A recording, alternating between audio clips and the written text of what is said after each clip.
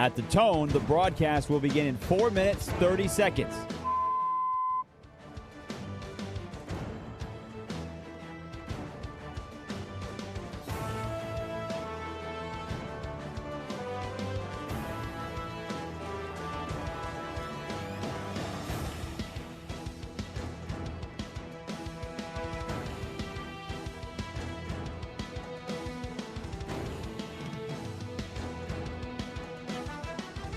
At the tone, the broadcast will begin in 4 minutes.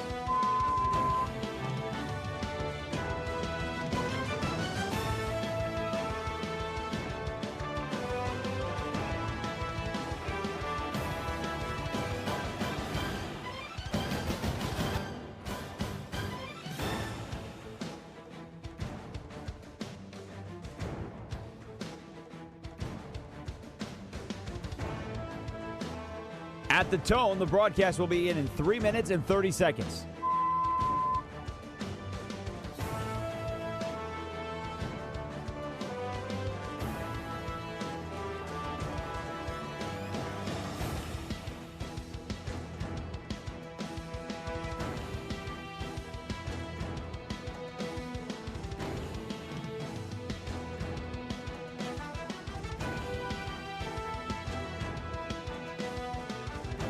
At the tone, the broadcast will begin in 3 minutes.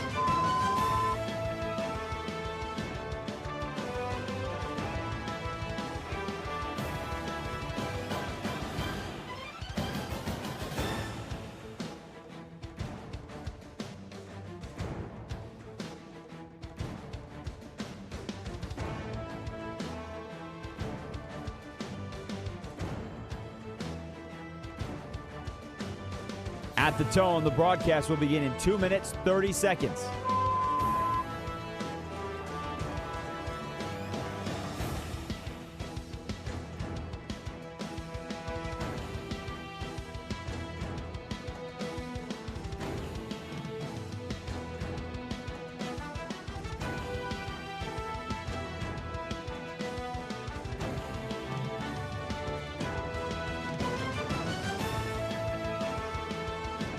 At the tone, the broadcast will begin in 2 minutes.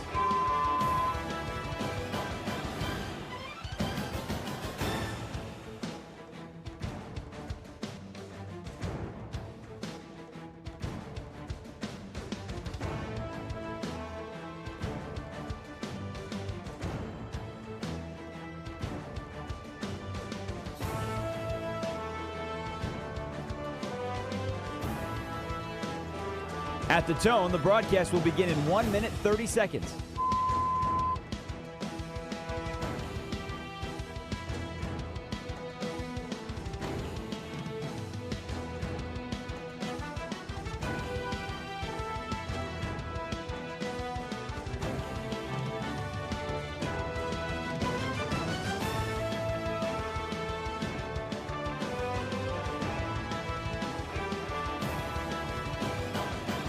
At the tone, the broadcast will begin in 1 minute.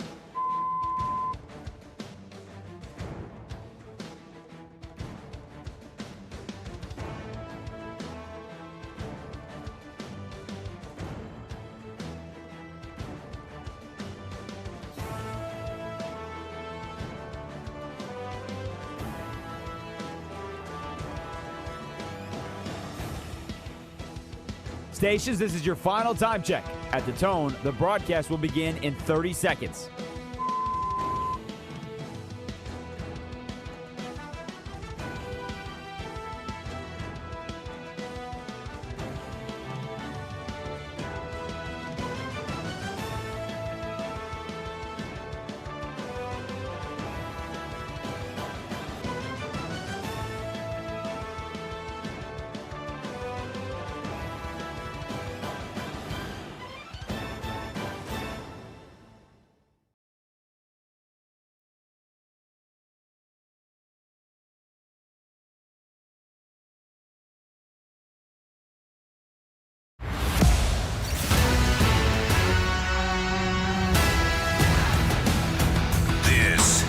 Bleck and Abdalla on Westwood One Sports.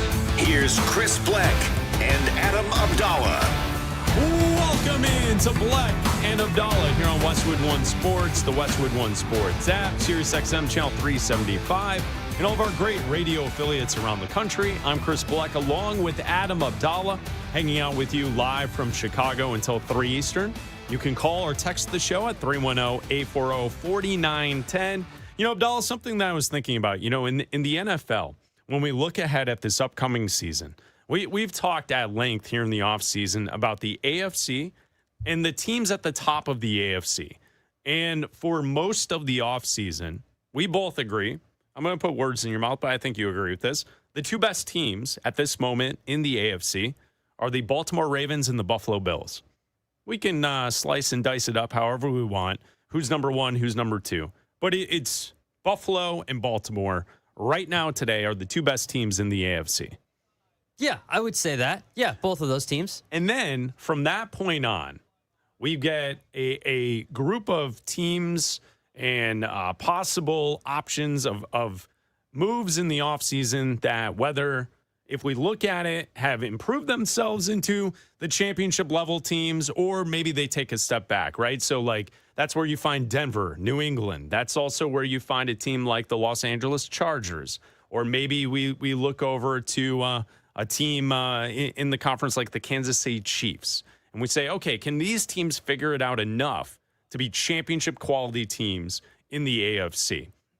With all of that said, there's also a team like lurking, right? I don't want to leave Jacksonville out of the conversation either. Jacksonville's right there. Houston's kind of there.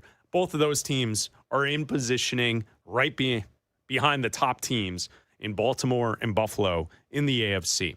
Cincinnati is interesting to me because we've discussed this the last couple of years, is that when Joe Burrow is healthy, the Bengals usually are pretty good, right? The problem with Cincinnati is that Joe Burrow has not been able to stay healthy, and that disrupts their entire season.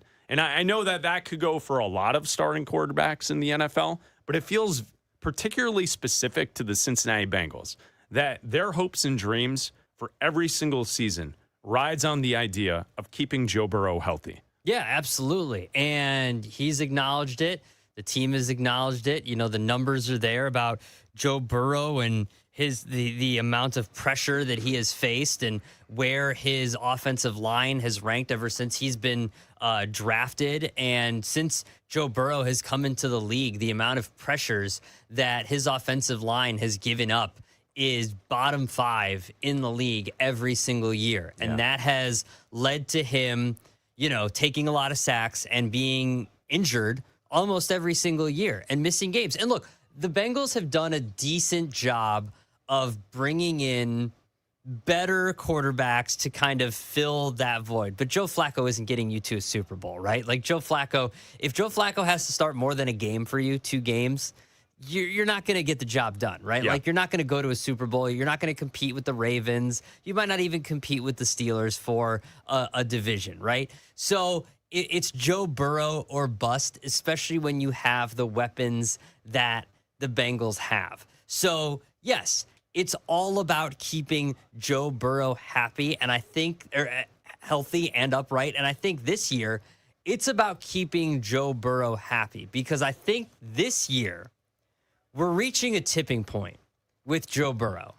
I think this year is going to be the year that if the Bengals don't accomplish the goals that Joe Burrow and the rest of the team have set out for themselves, and Super Bowl. Yeah. That's the goal for the Cincinnati Bengals. Super Bowl. I would say a deep playoff run. I mean, they've gotten to a Super Bowl. I know they have. They got to win one now. I would say a deep playoff run for this team, and it doesn't end with him being injured in like week 7 or 8, and it doesn't end the usual way that it ends for the Bengals, that you might see Joe Burrow want out of Cincinnati.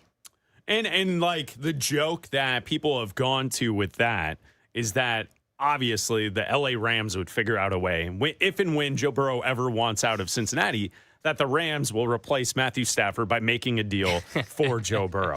It's Bleck and Abdalla here on Westwood One Sports. You can call or text the show at 310-840-4910.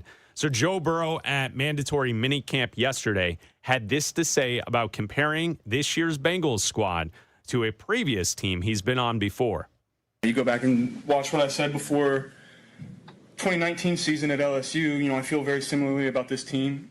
I'm so excited to get started and get moving. And I wish we would ramp this right into training camp so we can continue to improve.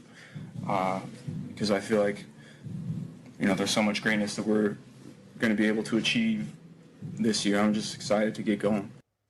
So there you go, Joe Burrow comparing the Bengals in this offseason to the 2019 LSU Tigers. The Tigers went on to win 15 games. They lost none that season. They also won the national title. Joe Burrow won the Heisman. He threw 60 touchdown passes at LSU that season. His wide receivers that year were Justin Jefferson and Jamar Chase. Chase is still with him with the Bengals, but one of the all-time great college football teams. Is this something or is it nothing that Joe Burrow is feeling the vibes and comparing this year's Bengals squad? Trey Hendrickson now in the mix. Are they? Do you think that he's feeling the vibes and that this is a team that Hendrickson now with the Ravens, they replace in the middle of the line, trying to revamp the defense. Do you think this is something that he sees those vibes? I mean, it's June 18th. Aren't we all feeling the vibes right now? Aren't we all feeling everything right now at training camp? Isn't everybody feeling how great training camp is going for their, is anybody at training camp saying, nah, man, this sucks? No, man. Numbers are down. Well, maybe Jacoby Brissett. With the might Cardinals, be. perhaps. Jacoby Brissett, maybe. Yeah. He's the one. Vita Vea is a hold-in right now for the Bucs. There's a couple hold-ins right now.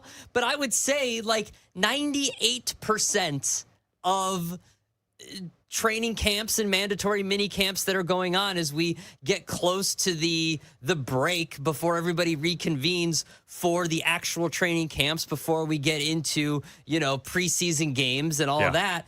Everybody's like, yeah, this is great. Everybody's feeling great. Everybody's getting used to new offenses, and we've got new coaching staffs, and we've got all these young rookies, and everybody's mixing well, and look at all these great slow motion throws that we're putting up on social media. Nobody feels bad right now. Everybody looks good right now.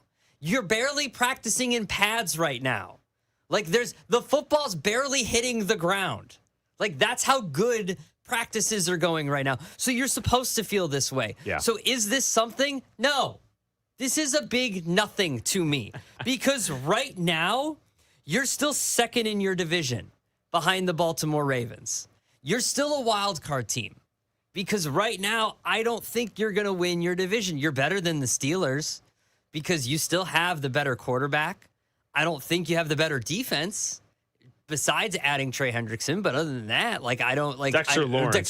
So they trade for Dexter Lawrence. Trey Hendrickson's with the Ravens. Leaving Trey Hendrickson, leaving and adding Dexter Lawrence. I don't think that you still have the better defense. The Steelers have the better defense. You got to face Trey Hendrickson twice a year. So I don't think you have that. You're still probably going to beat the Browns twice a year. You don't have to face Myles Garrett anymore. That's a good thing. Jared Verse is still on the other side, coming after you twice a year. So to me, you're still not the class of the AFC. You can say all the vibes are like that LSU team where you were the kings of college football. Nobody could touch you that year in college football. But right now, where you stack up in the AFC, like you said, it's the Bills, it's the Ravens, it's the Broncos, it's the Patriots, and then then it's them. I could even name a few more teams. Yeah, the Texans' defense might give them fits. So, to me, yes, you can have all the vibes and everything like that. But as soon as you get hit because your former teammate, Trey Hendrickson, gets after you in one of these games, I'm sorry, dude, it's over. Yeah, when it comes down to it with the Cincinnati Bengals, last season they were 32nd in the NFL in opponents' yards per play. So their defense gave up a lot of yardage. Now, as Abdalla mentioned, Trey Hendrickson now with the Ravens, and the Cincinnati Bengals make the move, a big move in the offseason for Dexter Lawrence, who adds to the middle. I don't know if that alone improves the defense enough to get to the point where they're no longer the worst defense in the NFL. That's the key here is the fact that that Cincinnati's defense was so bad last season that even if Joe Burrow stayed healthy and the offense is clicking, can you even make up for how bad the Bengals defense was last season? So I think that's a part of the conversation. And then as Abdalla listed off, when we look at the AFC, the playoff teams in the AFC last year, Broncos, Patriots, Jags, Steelers, Texans, Bills, Chargers. When you look at that grouping, that doesn't even include Baltimore. We both think they'll be a playoff team this upcoming season. We think that they're one of the best teams in football. So, yeah, perhaps you have a couple drop back. I'm not sold on Pittsburgh.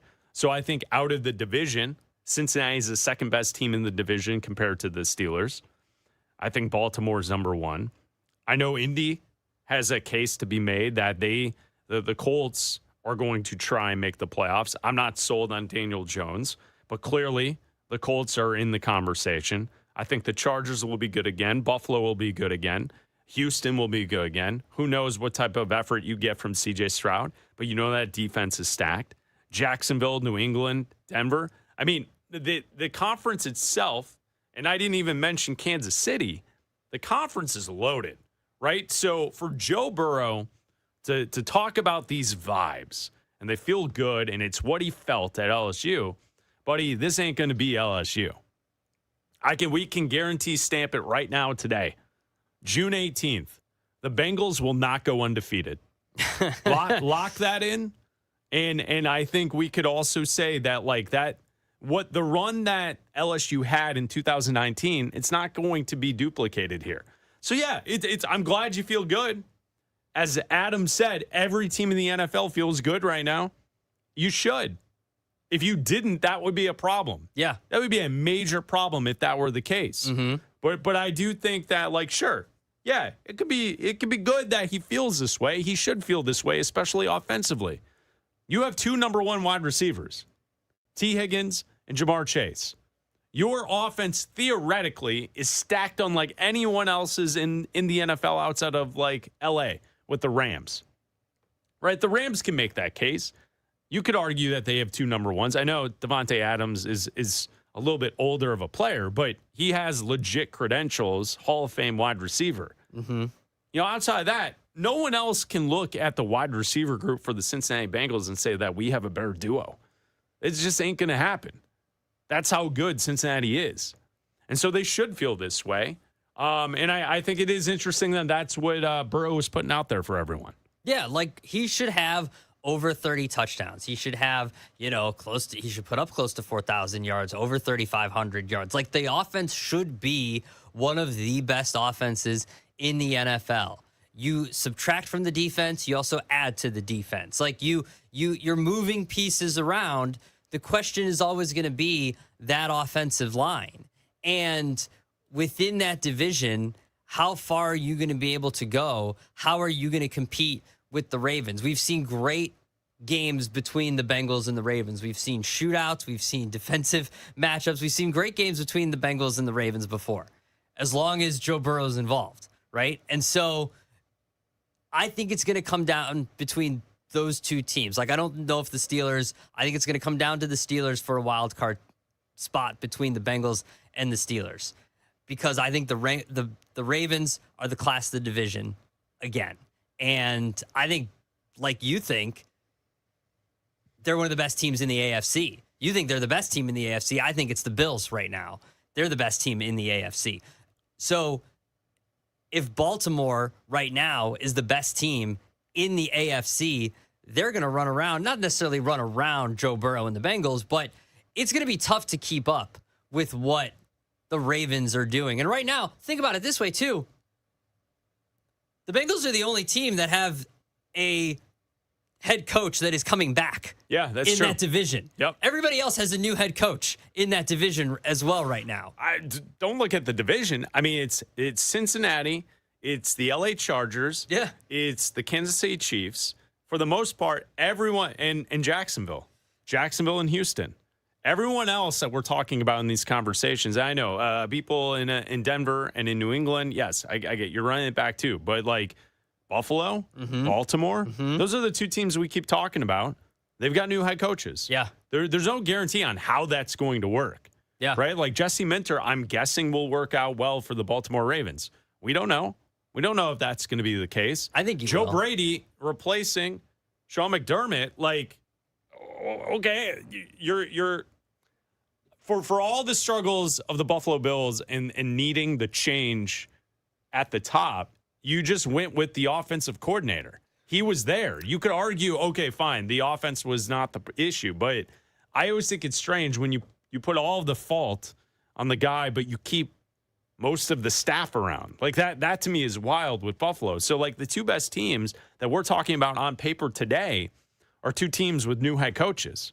So it could work better for those situations. It also could take a step back. I think it says something that we both think that those teams are going to be the class of the AFC, and they both have new head coaches. Like you can just kind of insert a new head coach into those teams. The talent doesn't change on either of those teams. Obviously, you add Trey Hendrickson to the Ravens. That classes that up. The only really big, I mean, obviously the Bills added more, but to DJ Moore coming over and helping out, Josh Allen and being that go-to wide receiver for him, something he hasn't really had, that can catch everything that he can go to, will help him a lot.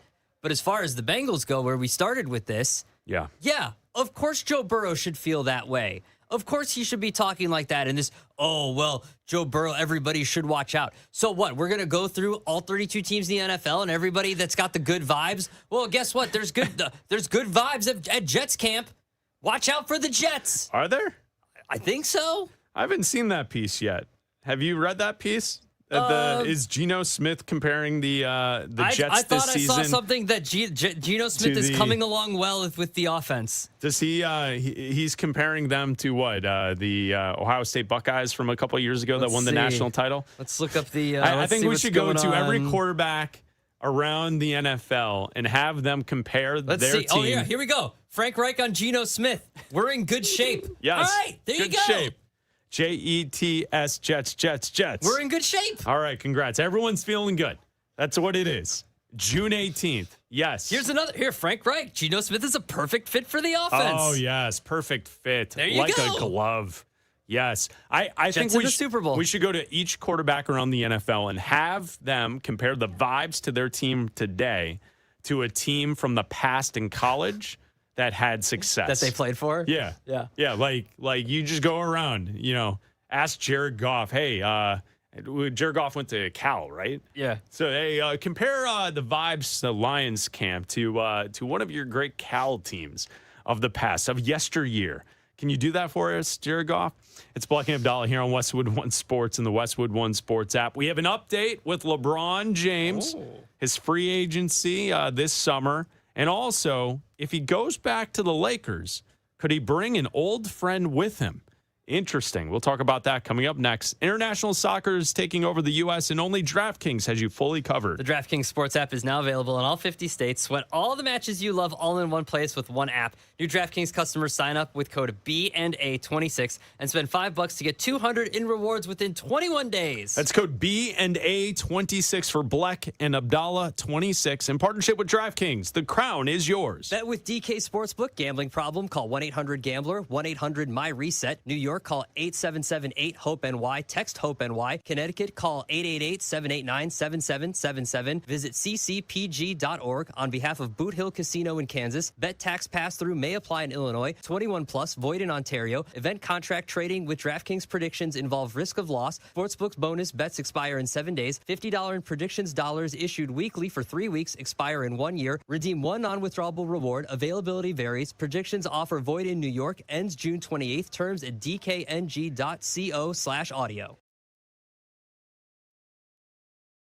Baker Mayfield is looking for a new contract before training camp. Will the Buccaneers get a deal done with the franchise QB or risk a distraction hovering over Tampa Bay all season? Westwood One Sports.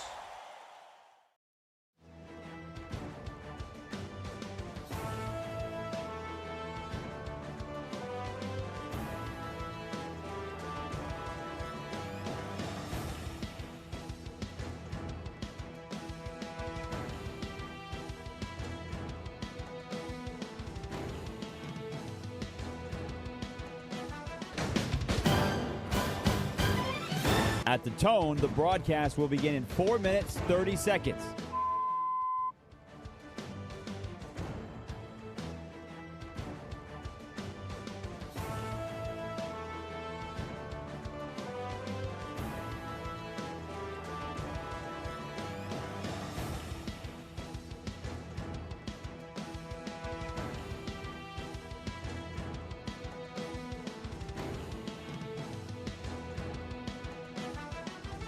At the tone, the broadcast will begin in 4 minutes.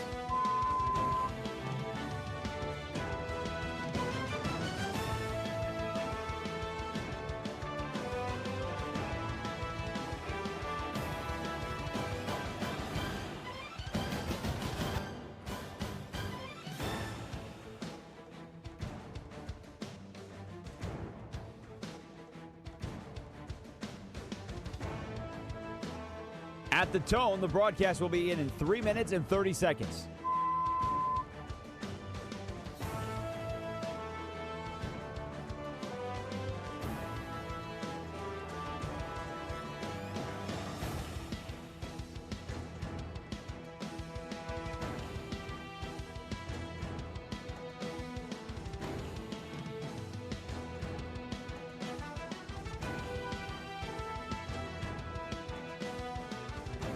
At the tone, the broadcast will begin in 3 minutes.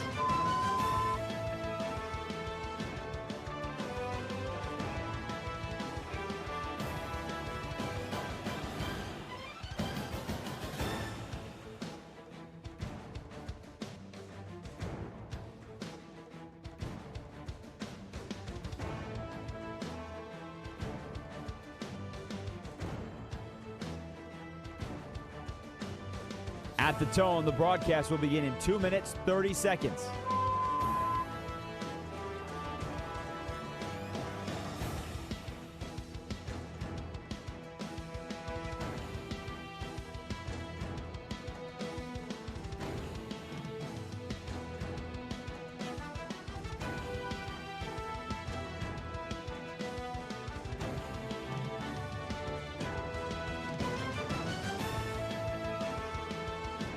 At the tone, the broadcast will begin in 2 minutes.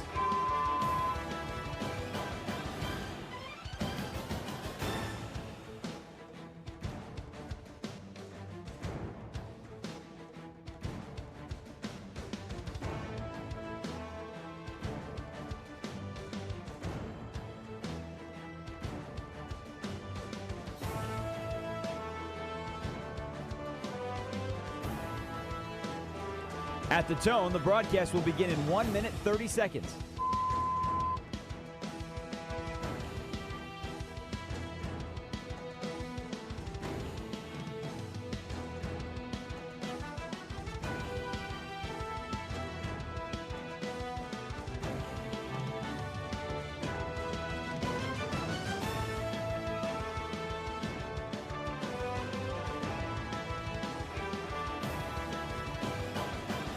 At the tone, the broadcast will begin in 1 minute.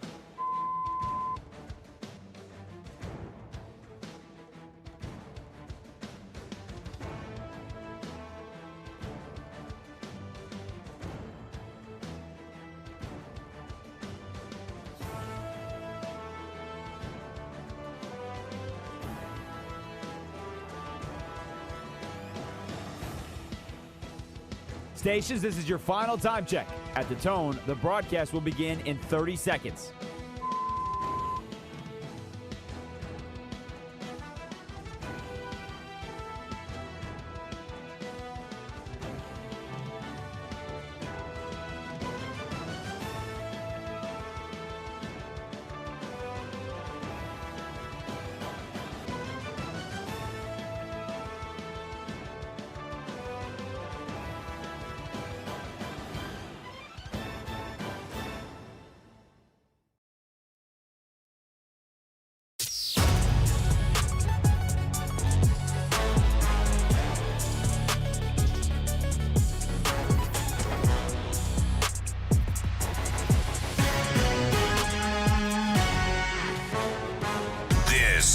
is Bleck and Abdalla on Westwood One Sports. Here's Chris Bleck and Adam Abdalla.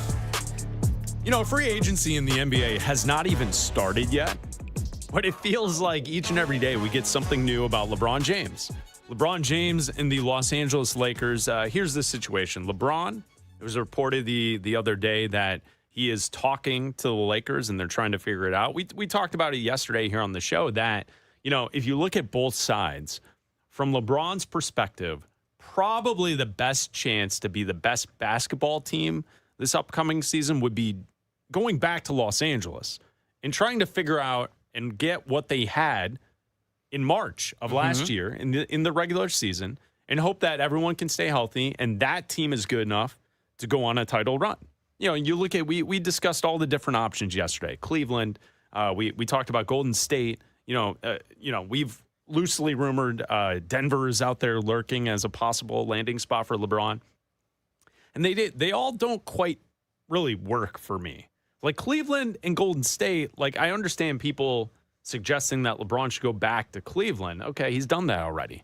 We've seen that story. I don't know basketball-wise if that really changed. If James Harden's still going to be on the team, does that really change anything? And then when you look at Golden State, getting together with the guys who won years ago and Jimmy Butler, I don't know if that actually accomplishes what you need to accomplish, right? Yeah. Coming together as super teams, I don't know if that's necessarily the answer in today's NBA. So we think that maybe Los Angeles is the best chance for him to win. Luka, Reeves, you work that out. And they were good in March of last year. Probably at the time, they were the third best team in the league behind the Thunder and the Spurs. Okay, and then on the other side of it is does Los Angeles even want to continue on with LeBron? So we talked about that conversation yesterday. And each and every day we have a new LeBron James update. And yes, of course, it's the LeBron James free agent watch. Who is he? LeBron James. Will he build another super team? Got to start with Superman. Man, I could have used him on the Cavs. How many weeks will he stretch this? Not 2, not 3, not 4, not 5. LeBron Watch 2026 with Bleck and Abdalla. The answer to the question everybody wants to know. LeBron, what's your decision? In this fall, I'm going to take my talents. Another day, another new rumor in the LeBron James watch here as we head into the NBA offseason. This comes to us from NBA TV. Mark Spears had this to say about LeBron James yesterday.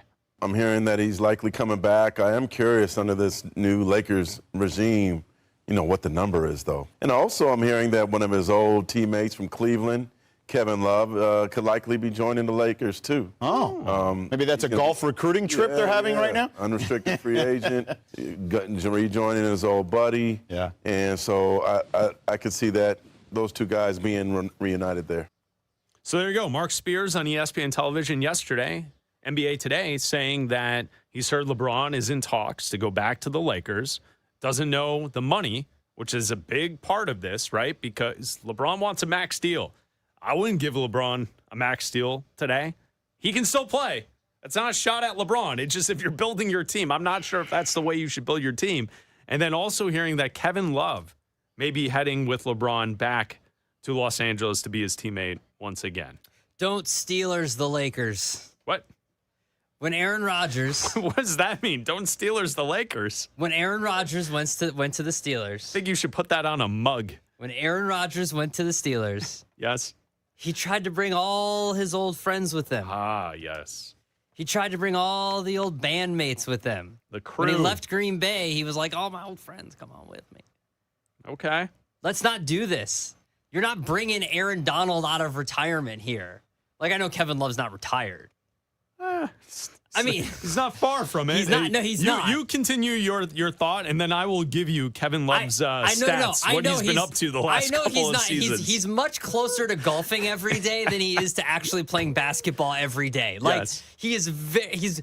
I think he spent more time golfing than playing basketball the last couple of years.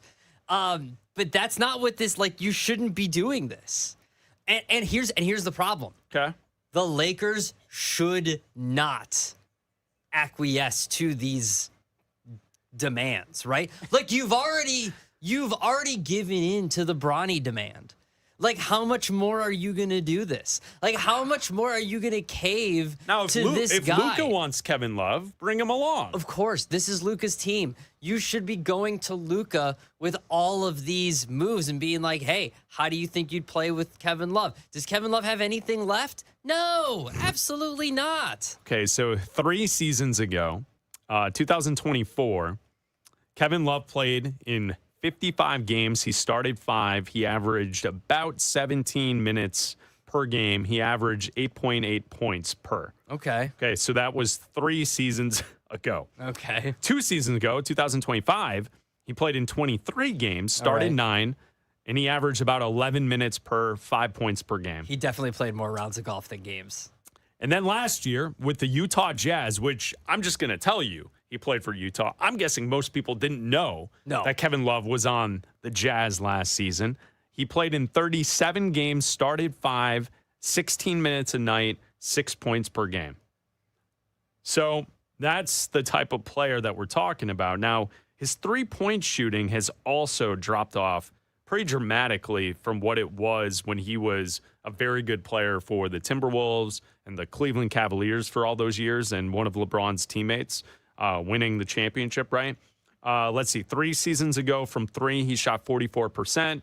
2 seasons ago, 35%. Okay. Last season, 39%. So this three-point shooting has also taken a step back. He's not the player that he was. No. He's also, next season, he will be 38. Wow. That's younger than I thought you were going to say. Makes you feel old, right? Yeah, it does. So there you go. That's the latest from Mark Spears and ESPN saying that he's heard that LeBron is in talks to likely go back to the Lakers, doesn't know the amount of money, and that Kevin Love could likely be joining the Lakers as well. That's nuts to me. You can't just start. And then who's next? Who's next? J.R. Smith going to come out of retirement? Well, did you see the photos on social media? They're all hanging out. They're all hanging out. 10 years? Yeah. You want to talk about time flying? It was 10 years ago when the Lakers beat. I mean, when the Cavs beat the Warriors in the NBA Finals. So the crew got together. I know they were missing someone. JR. No, J.R. Smith was there. Oh, he was there. He's a big time golfer.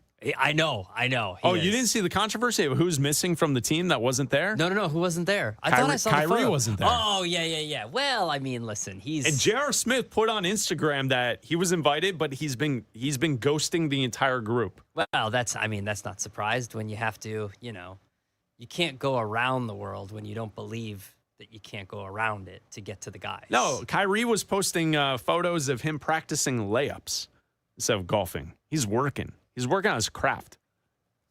I almost swore. Wait, what do you have a problem with an NBA player working in the off season? Take some time off, bro. What happened to you? It's not that serious, dude. Wait, it's Kyrie. It's not that serious. He's working on his game. Take some time off, dude.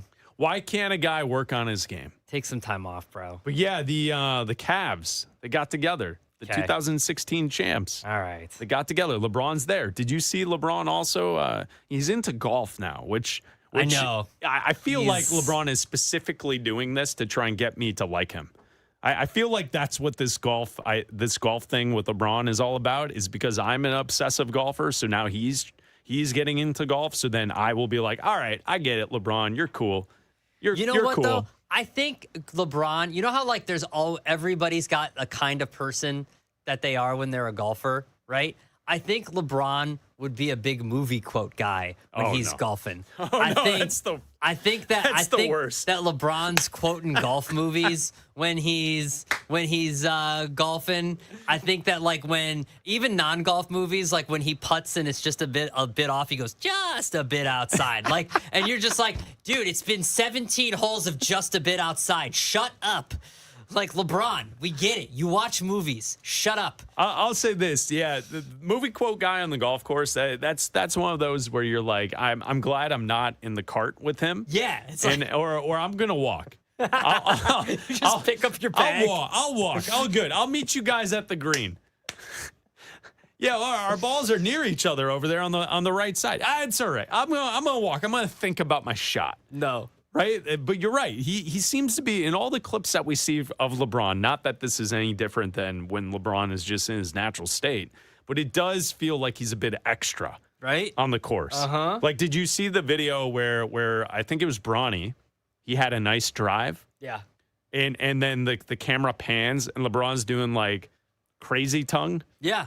See? Is that the best way to describe it? Yeah. He's doing That's like good. hips and the like la la la la la. Yeah. See? Whatever that whole thing. He's It's like, what is he gonna do? He's gonna do the Happy Gilmore, like the horse thing. Like, yeah, like he's gonna pull it. He's gonna do all the. Do you think he's one of those guys that also is like you didn't if you shank one or you duff one and it doesn't go past the forward tees? Do you think he's a guy that like tries to hold that rule in place? Of course. You know the rule. Everybody knows the have rule. to tell people Everybody the knows rule. the People rule. know the rule. Do you think LeBron's one of those guys? Yeah. Is like, Or he "Well, says you it gotta jokingly. hey. Pull him, not pull him, pull him. Pull him. Too short. You hit Yeah. it too short. Yep. Do you think guy's he's the a worst. backswing talker? Like when someone's in their backswing, he like says something. He probably does a fake fart. Well, that would be the last time anyone plays with him. I'll tell you that much. Yeah, fake farter.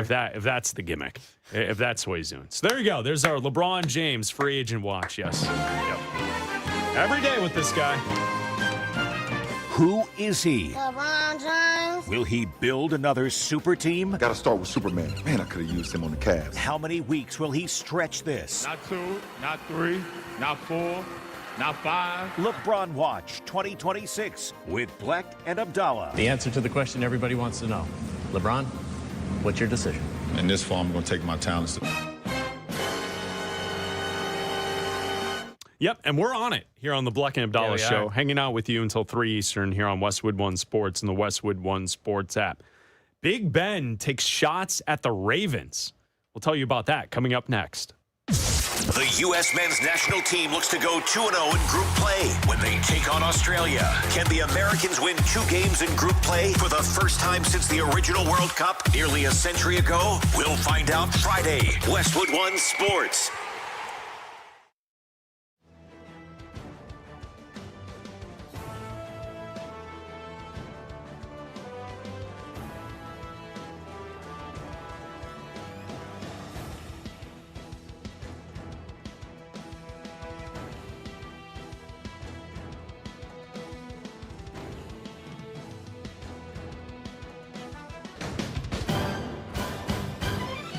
At the tone, the broadcast will begin in 4 minutes, 30 seconds.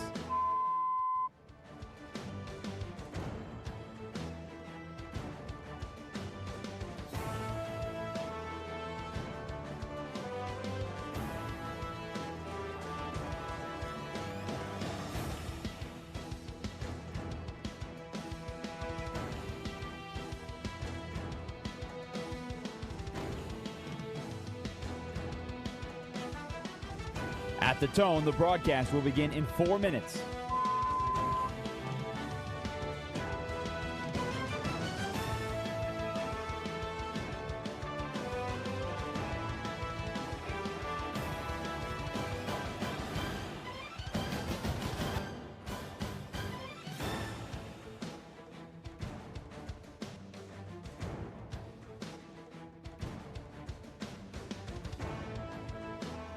At the tone, the broadcast will begin in 3 minutes and 30 seconds.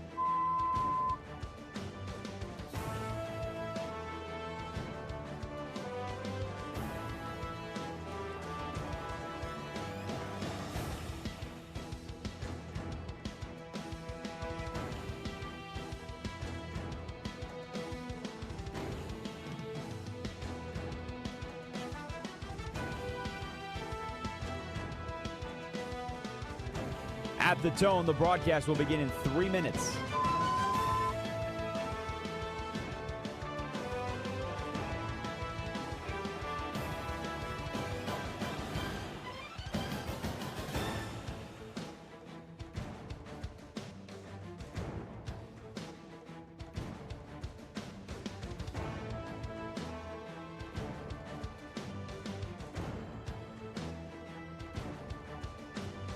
At the tone, the broadcast will begin in 2 minutes, 30 seconds.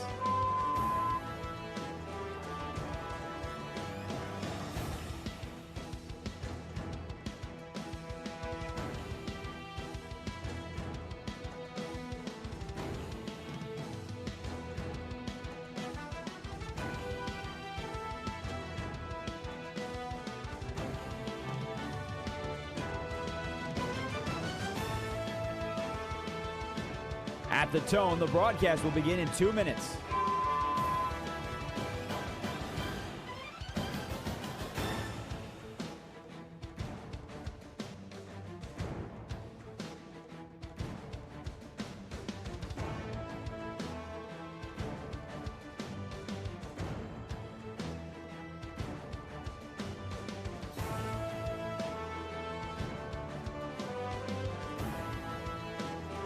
At the tone, the broadcast will begin in 1 minute, 30 seconds.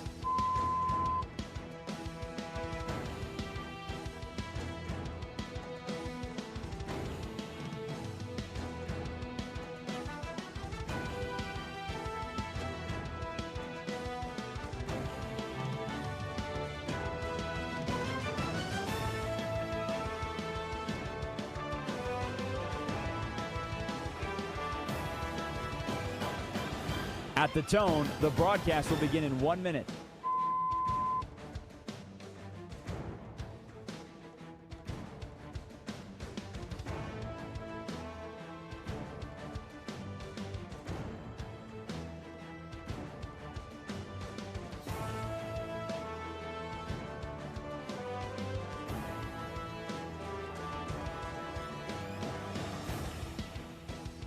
Stations, this is your final time check. At the tone, the broadcast will begin in 30 seconds.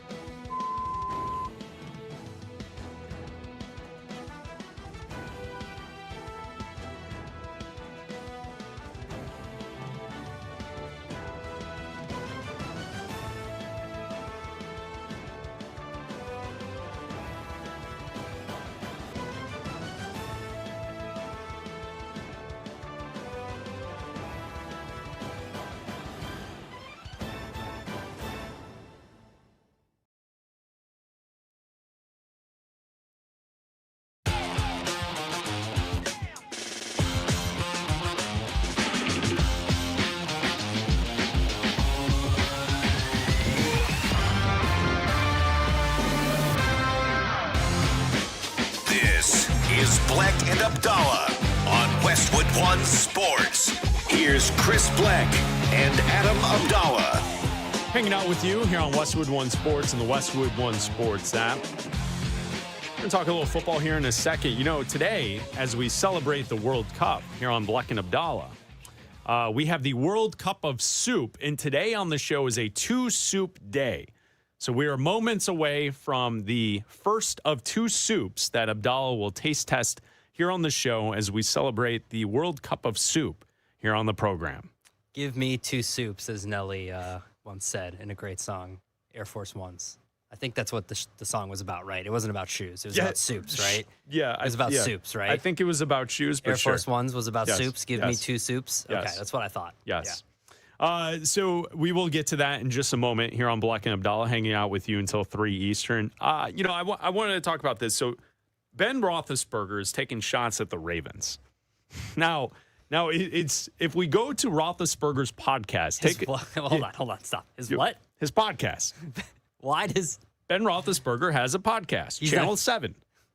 He's not just calling up people on the phone just to talk to them. Yeah, he has a podcast. Are you telling me that you are not listening to the Ben Roethlisberger podcast?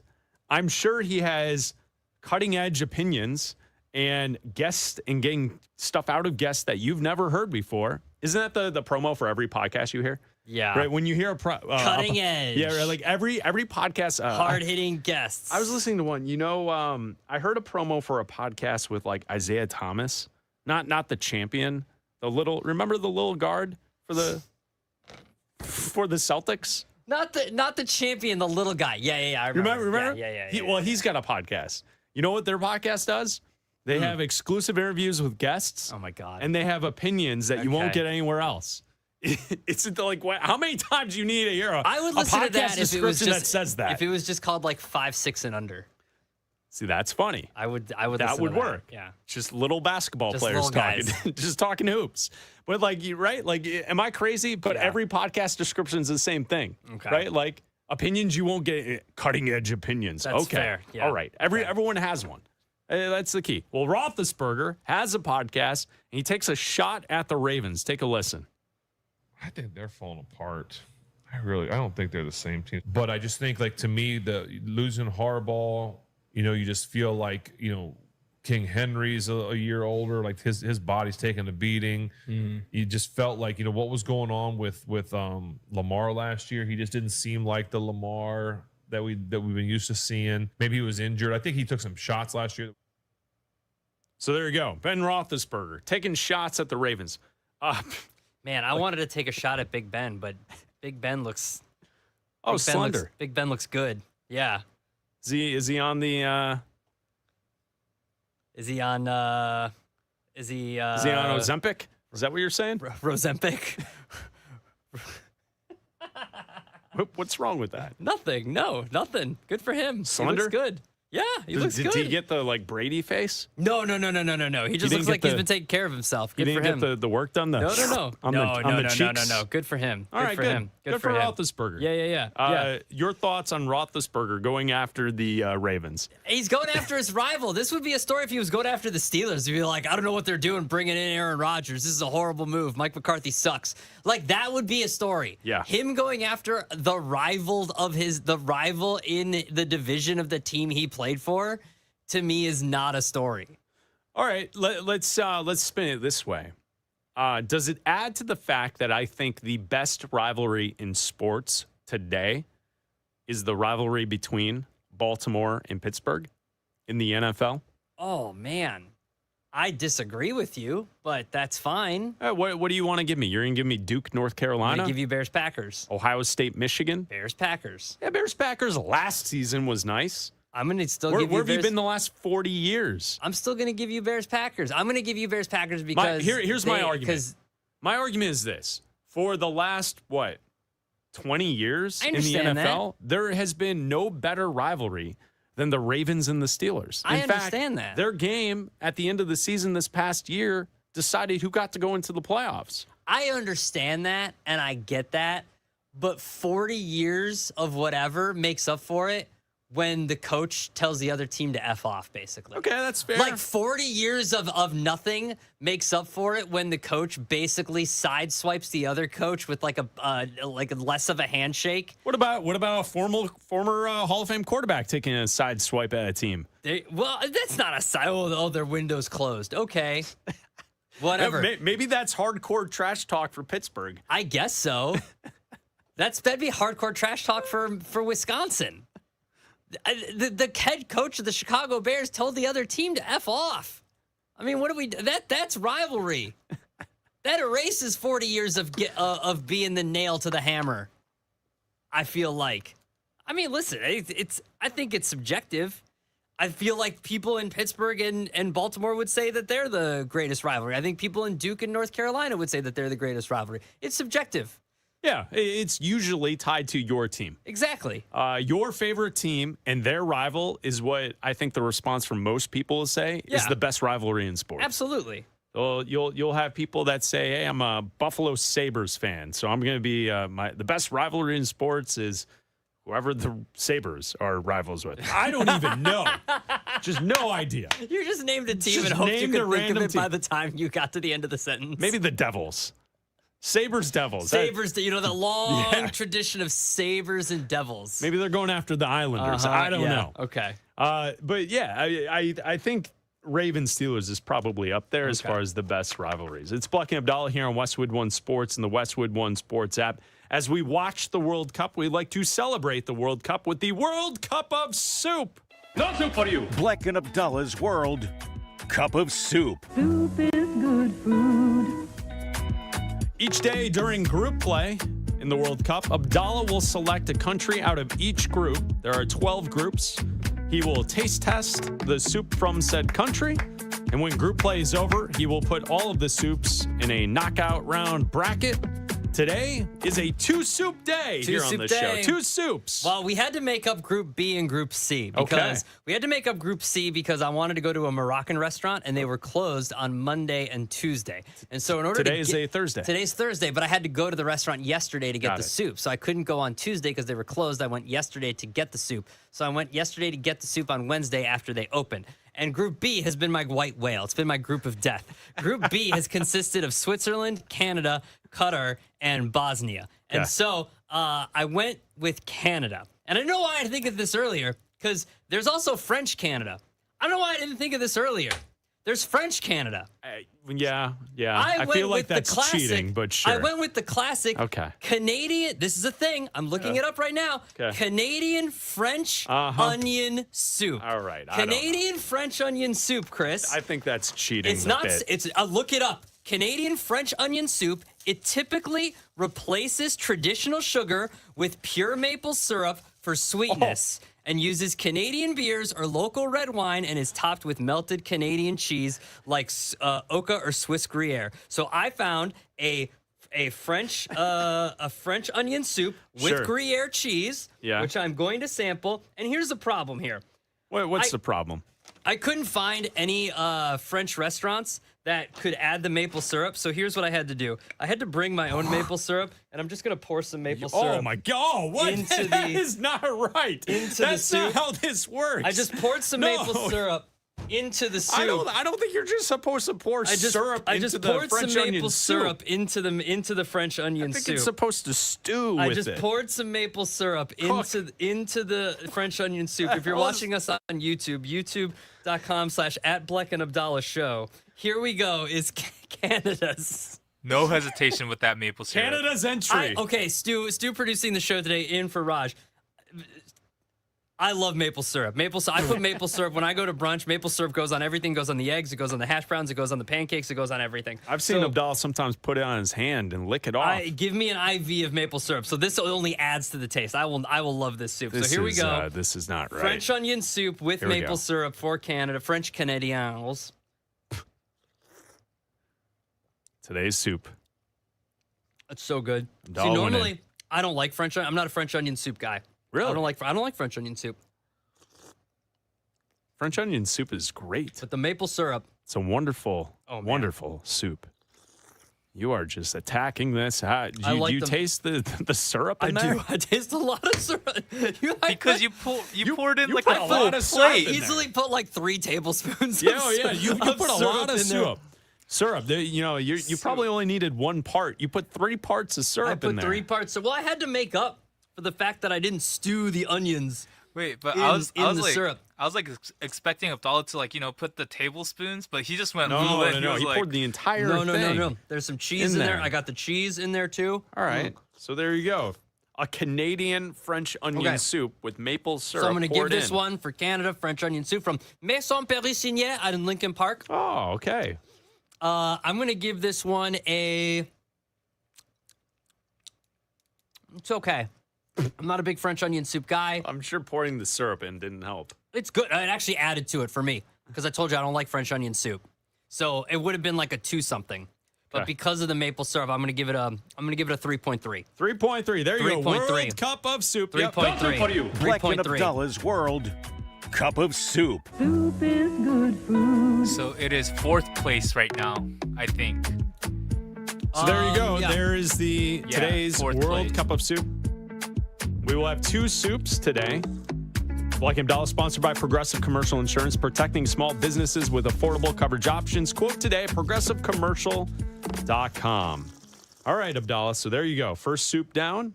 We will have a second soup later on in the show. The reasoning for split pea, it was gross. The reasoning for the 2 soups is that we had 10 shows to get through the group stage, and there are 12 groups. So we have to double up twice. Today is a doubler day. It is. There's more with Brendan Sorsby and his agent. We'll tell you about that coming up next.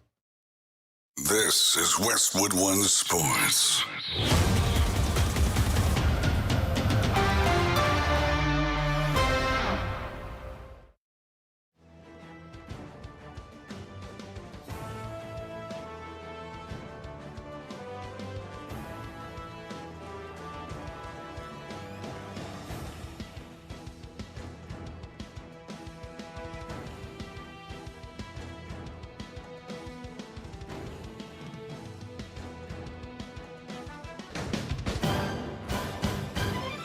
At the tone, the broadcast will begin in 4 minutes, 30 seconds.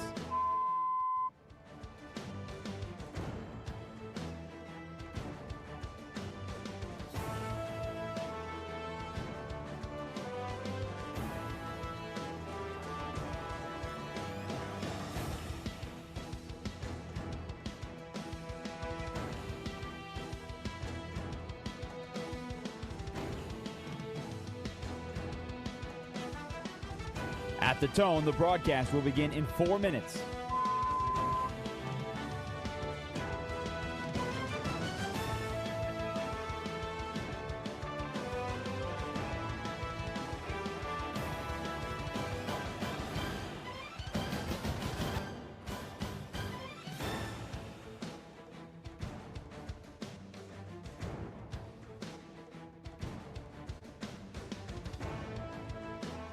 At the tone, the broadcast will begin in 3 minutes and 30 seconds.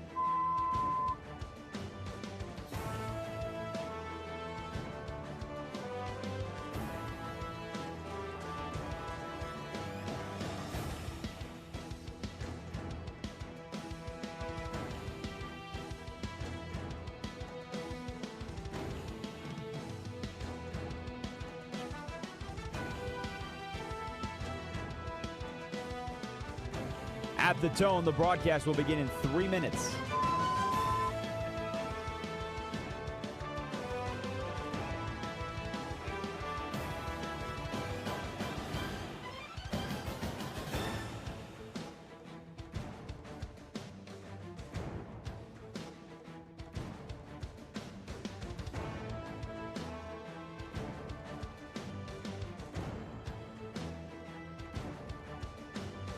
At the tone, the broadcast will begin in 2 minutes, 30 seconds.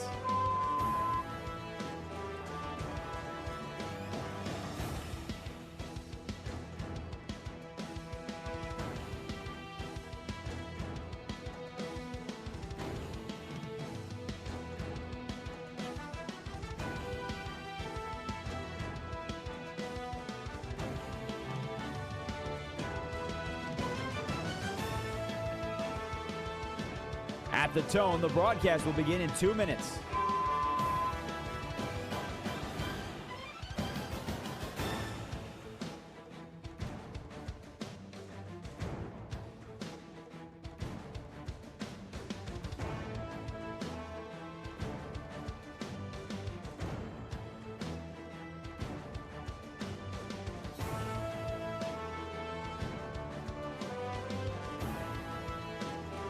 At the tone, the broadcast will begin in 1 minute, 30 seconds.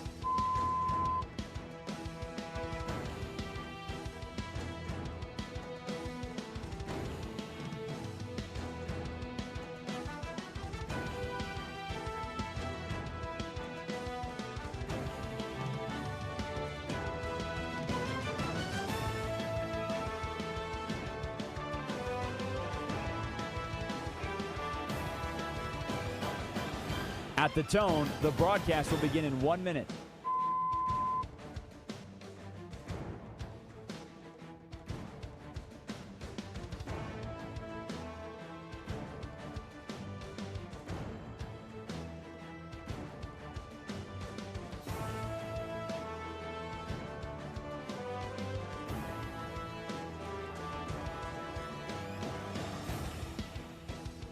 Stations, this is your final time check. At the tone, the broadcast will begin in 30 seconds.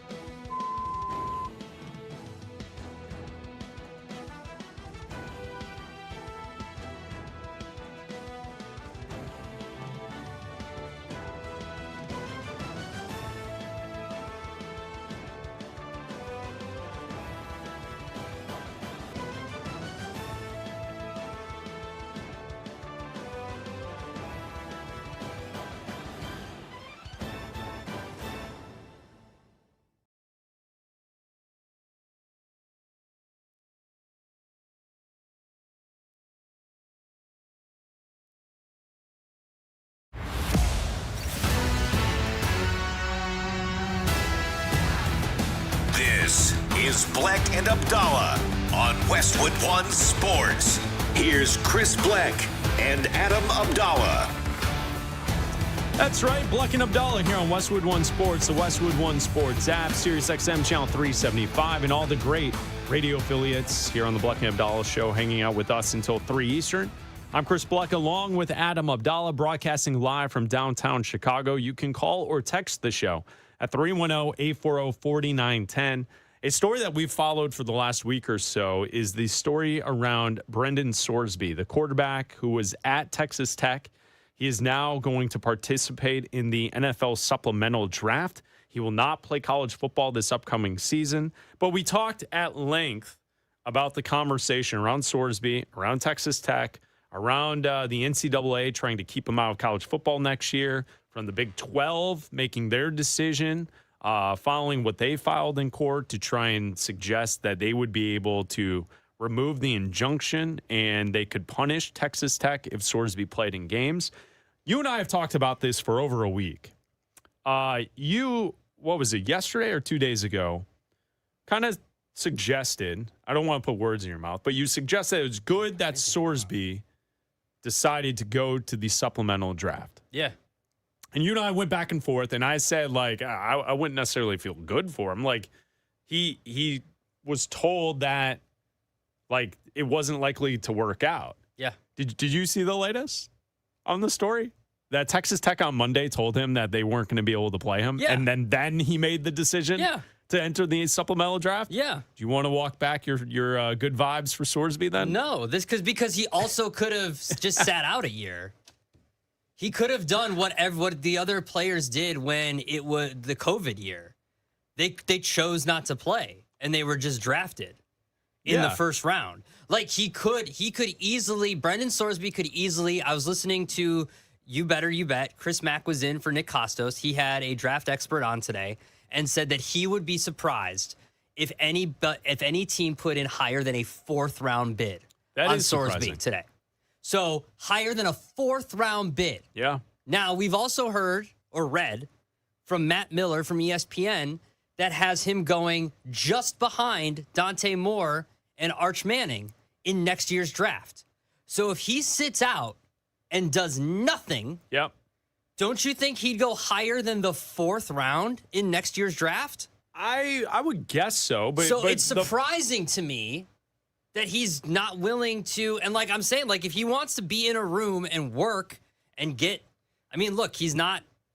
Texas Tech said they're not coming back for any of the NIL money. I don't know how much he's actually gotten. Cincinnati's suing him for over $1 million that he got from them from his NIL money, because they're saying that they lost over $1 million from him transferring to Texas Tech.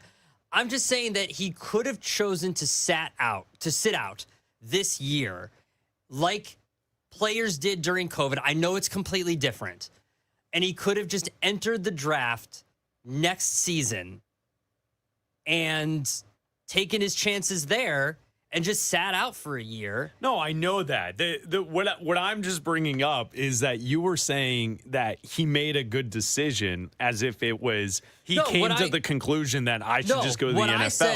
I said to him our debate the other day was, I felt as if he was told, and that's what happened. But that's Texas Tech I also told him said that. He was not going to play. I said someone got to him, or he made the decision himself that this was not going to go the way that he planned, and he had a deadline, and he goes, all right, I'm making this decision. And I said either someone got to him or he got the feeling that this was not going to go the way and he wasn't going to be able to play for Texas Tech. And clearly, Texas Tech just told him. Yeah, and so when we look at this and we spin it forward, right, like that's interesting, a 4th round pick. I would be like, that's surprising to me that the highest draft pick a team would be willing to give up is a 4th rounder. That was just his opinion. Yeah, sure, but like, because it's a blind, again, for people that don't know how this goes, teams email in a blind bid of what they're willing to put up in next year's draft. So if you put in a 3rd round pick, you have to give up your 3rd round pick. So if the Arizona Cardinals want to put up a 2nd round pick, they give up their 2nd round pick. They essentially have drafted Brendan Sorsby with in the 2nd round of the 2027 draft. So he said he would be surprised if a team is willing to give up more than a 4th round pick in next year's draft for him. I'm also guessing, right? Like, if a team really wanted Sorsby, do you think anyone's going to put up a 2nd rounder? A 1st rounder? I don't think that's the case. So, like, if you really wanted Sorsby and you wanted to guarantee yourself to select him, throw a 2nd round up there, you're probably getting him. Oh, easily. I think, right? But again, you have to pay 2nd round money. No, I know that. And we know how good I also don't think he's draft is. I don't think he's that good. I don't think he is either. I think we're spending a lot of time on a dude that's just going to be Yeah, you know what's funny about that is as we bring this up, I kind of feel like this is all a lot of conversation for somebody that's just going to be a footnote. Yeah. And he's going to be someone that we kind of look at, and he will be referenced to the way Texas Tech rallied around him to try and get him to play, and then he didn't end up playing in college football. But I don't think that this player is going to be a player that 10 years from now we look back and be like, Brendan Sorsby, top 10 quarterback in the NFL. Like, No. what, you know what I mean? Like, I feel like we're spending, and, you know, it's our fault as well because we're talking about it on the show. But I do feel as if this story, the legs of this story and the conversation around this story is more about a player admitting to gambling on himself while in college on his own team and what the fallout is from that, especially when they decide to jump ship and go somewhere else. And who is at fault for reporting what they found out, for what took place when it happened. And like, that's what the story is going to be about. This story, like, I don't see Sorsby starting for an NFL team next season. I don't know. Maybe I'm just not respecting the talent of the player, but he wasn't that good at Cincinnati. He wasn't. And No. I know that Texas Tech tied their championship aspirations to him. They thought that he was going to be the quarterback to get them to the national title. Mm-hmm. I just don't see it. I don't see it at all. This isn't Arch Manning.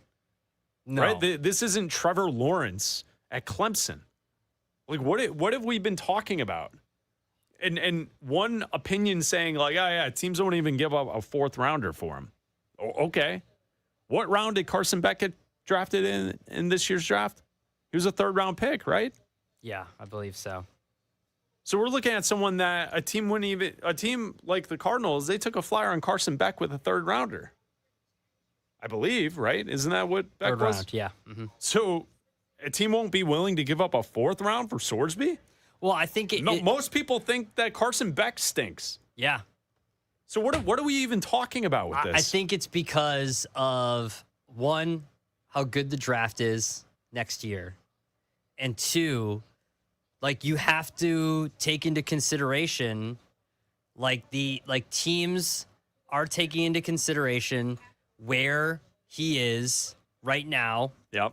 If you're bringing him into your building, where you are in your offseason program, how far along he is. Like, if the Cardinals bring him in, like, let's say the Cardinals want to bid a third-round pick on him, and they're higher than everybody else who's putting in a fourth-round pick, right? Like, I know he's better than Carson Beck, but Carson Beck, Jacoby Brissett's not there. Like, Jacoby Brissett's there, but he's not there, right? Well, he's unhappy. Okay. He's on the team, but he's unhappy. He's also not the long-term solution. Okay, and so, but Carson Beck is ahead of the game right now because he's got the playbook. He's been working with the team. He's been getting all of the reps. Like, Carson Beck is technically ahead of Sorsby. Sorsby might be better, but Carson Beck is on track to start right now ahead of Sorsby. So, like, what does that mean? If the Steelers draft him, let's say the Steelers put in a third-round pick because they say, look, we know that Aaron Rodgers is retiring at the end of the year.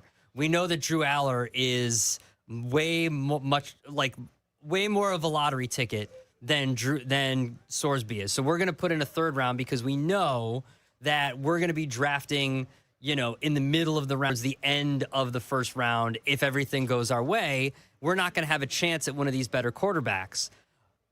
So, but we know Aaron Rodgers is a starter. It's less of a risk for them because, like, what are they losing? Aaron Rodgers is a starter. Sorsby can sit the entire year and not lose anything. So it might be worth it for the Steelers to put up a third rounder because they're not really losing anything by having him sit. Like, if Sorsby comes in behind and he's just sitting for training camp in the entire season, they're not losing anything by that. Who cares? No, that's true. That point. That's true. Brendan Sorsby, his agent, was on 105.3 The Fan in Dallas, Ron Slavin. He talked about who's at fault and who should get the heat based on who knew what with Sorsby in college. The people at Tech have been great, very supportive. Joy McGuire, I think, is one of the best human beings on the planet. He's a lot of head coaches are transactional. He is not. And they didn't do anything wrong here. If anybody should be questioned or be catching heat, it should be Cincinnati because they knew for 2 years and never said anything and didn't do anything about it. So that's the part of the story that gets lost. So there he is on 105.3 The Fan in Dallas. Ron Slavin, the agent for Brendan Sorsby. Cincinnati is known for 2 years, and they didn't do anything about it. So, yeah, I mean, Texas Tech's getting heat because they supported the kid, right? Like, and the way they went about it was comical. The round table, the Knights of the Round Table, the video that they released, 21-minute video, trying to make this a mental health thing.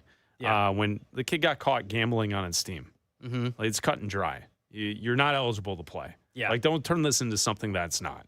But Cincinnati, if they knew, and the agent is saying they knew for 2 years, there should be heat coming back to the Bearcats. Well, and here's the problem, right? Like Cincinnati came out and said that they didn't know about it. They would willingly put a player out there who'd violated any NCAA rules or anything like that.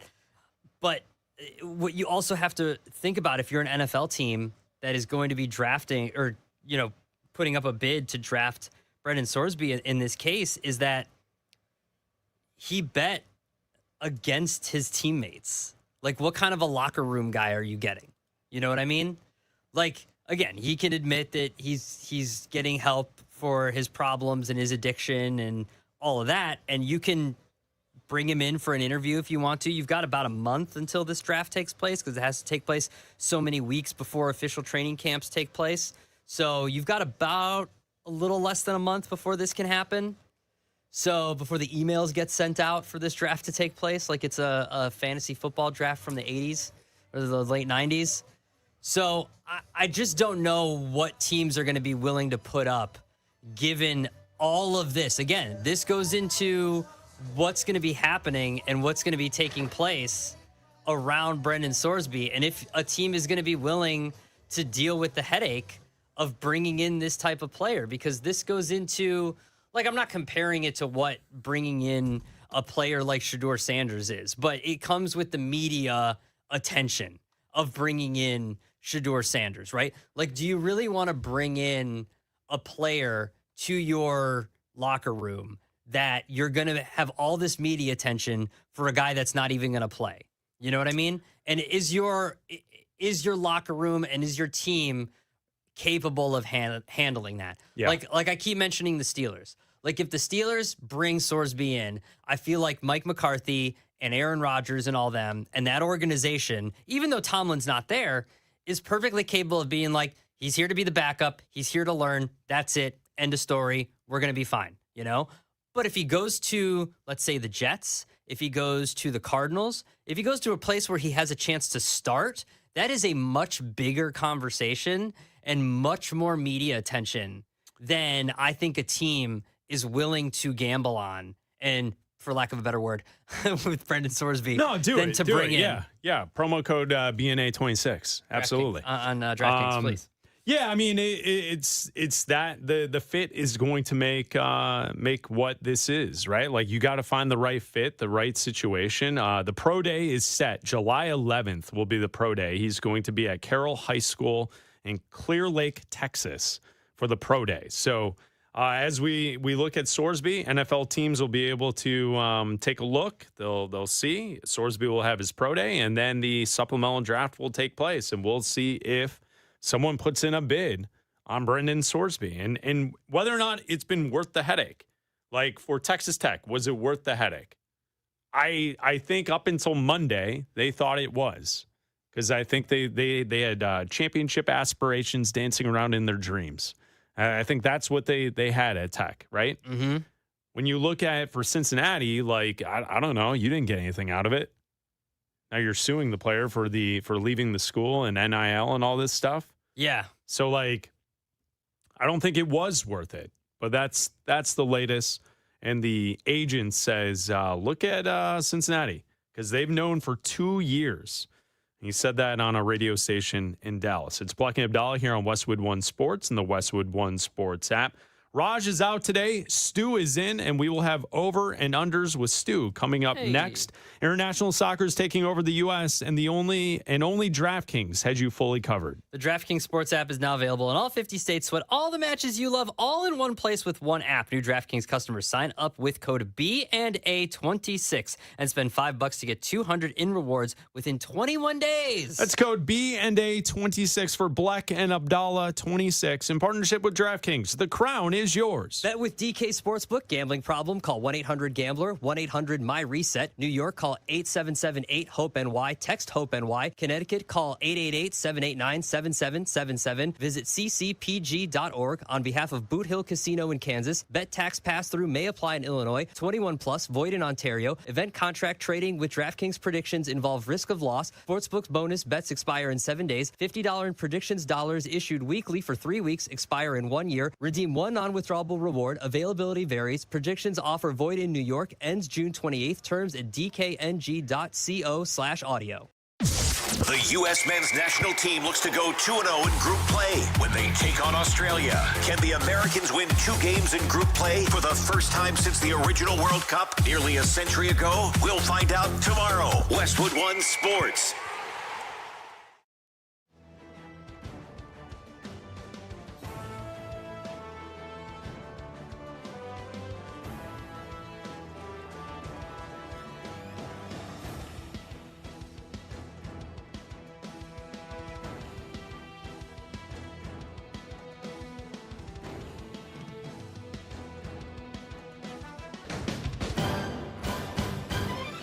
At the tone, the broadcast will begin in 4 minutes, 30 seconds.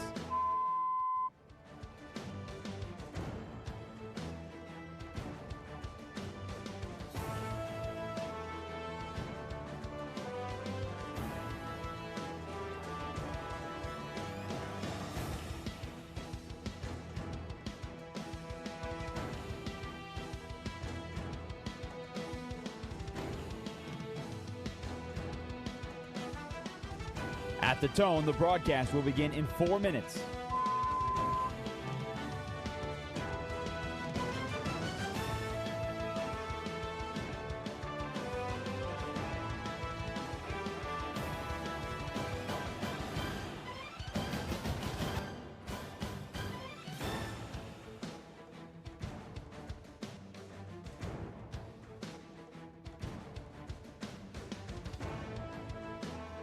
At the tone, the broadcast will begin in 3 minutes and 30 seconds.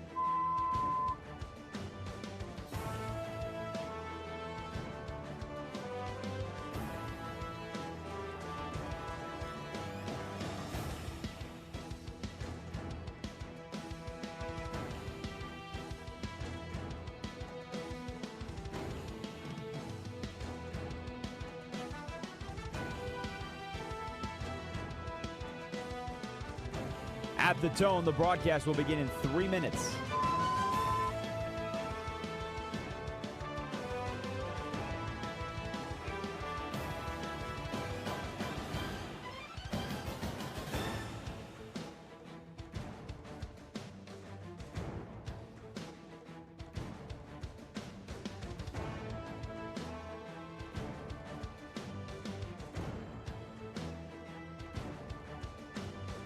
At the tone, the broadcast will begin in 2 minutes, 30 seconds.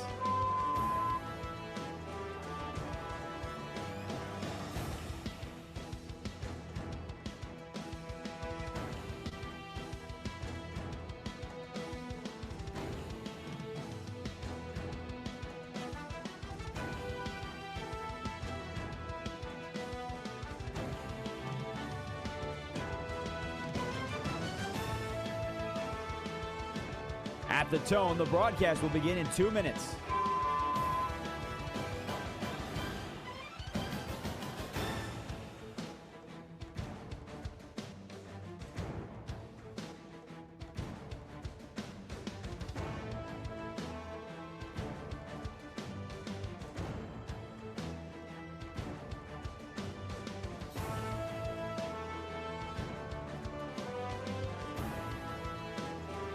At the tone, the broadcast will begin in 1 minute, 30 seconds.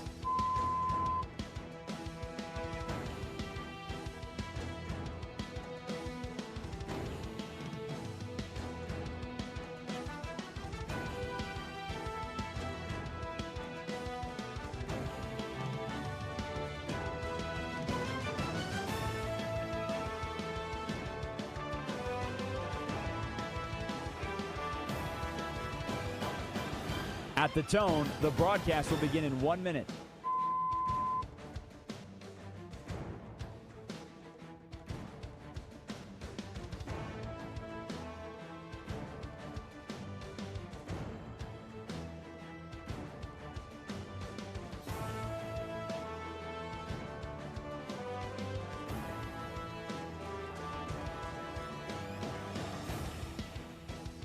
Stations, this is your final time check. At the tone, the broadcast will begin in 30 seconds.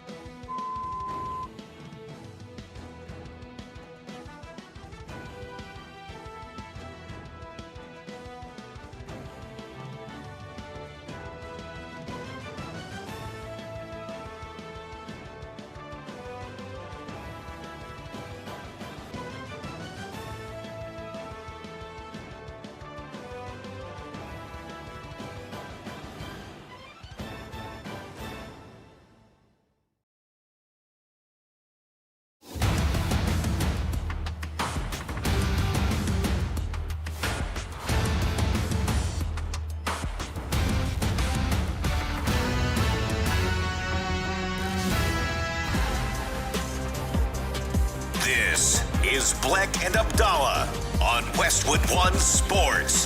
Here's Chris Bleck and Adam Abdalla. Live from Chicago each and every day, it's Bleck and Abdalla hanging out with you. Usually at this time on the show, we go to Parts Unknown in Colorado to hang out and talk with Raj.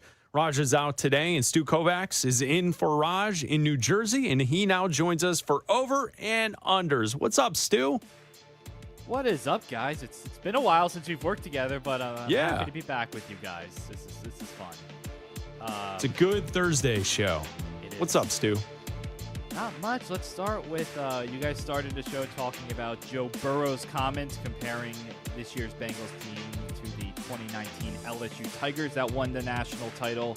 Well, of course, for Burrow and the Bengals, since their loss to the Rams and then their loss to the Chiefs in the AFC Championship in 2022, they have missed the playoffs in 3 straight years, and they finished last year with a 6-11 record.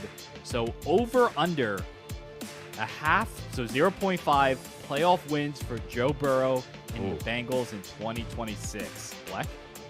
Okay, see, here's the thing, is if they get to the playoffs, don't look, Abdalla, don't look up stats. I'm going off the dome. I'm going off of my mind. My perception of the Bengals is this. If they get into the playoffs, they're dangerous and they win games. So I think they will be a playoff team.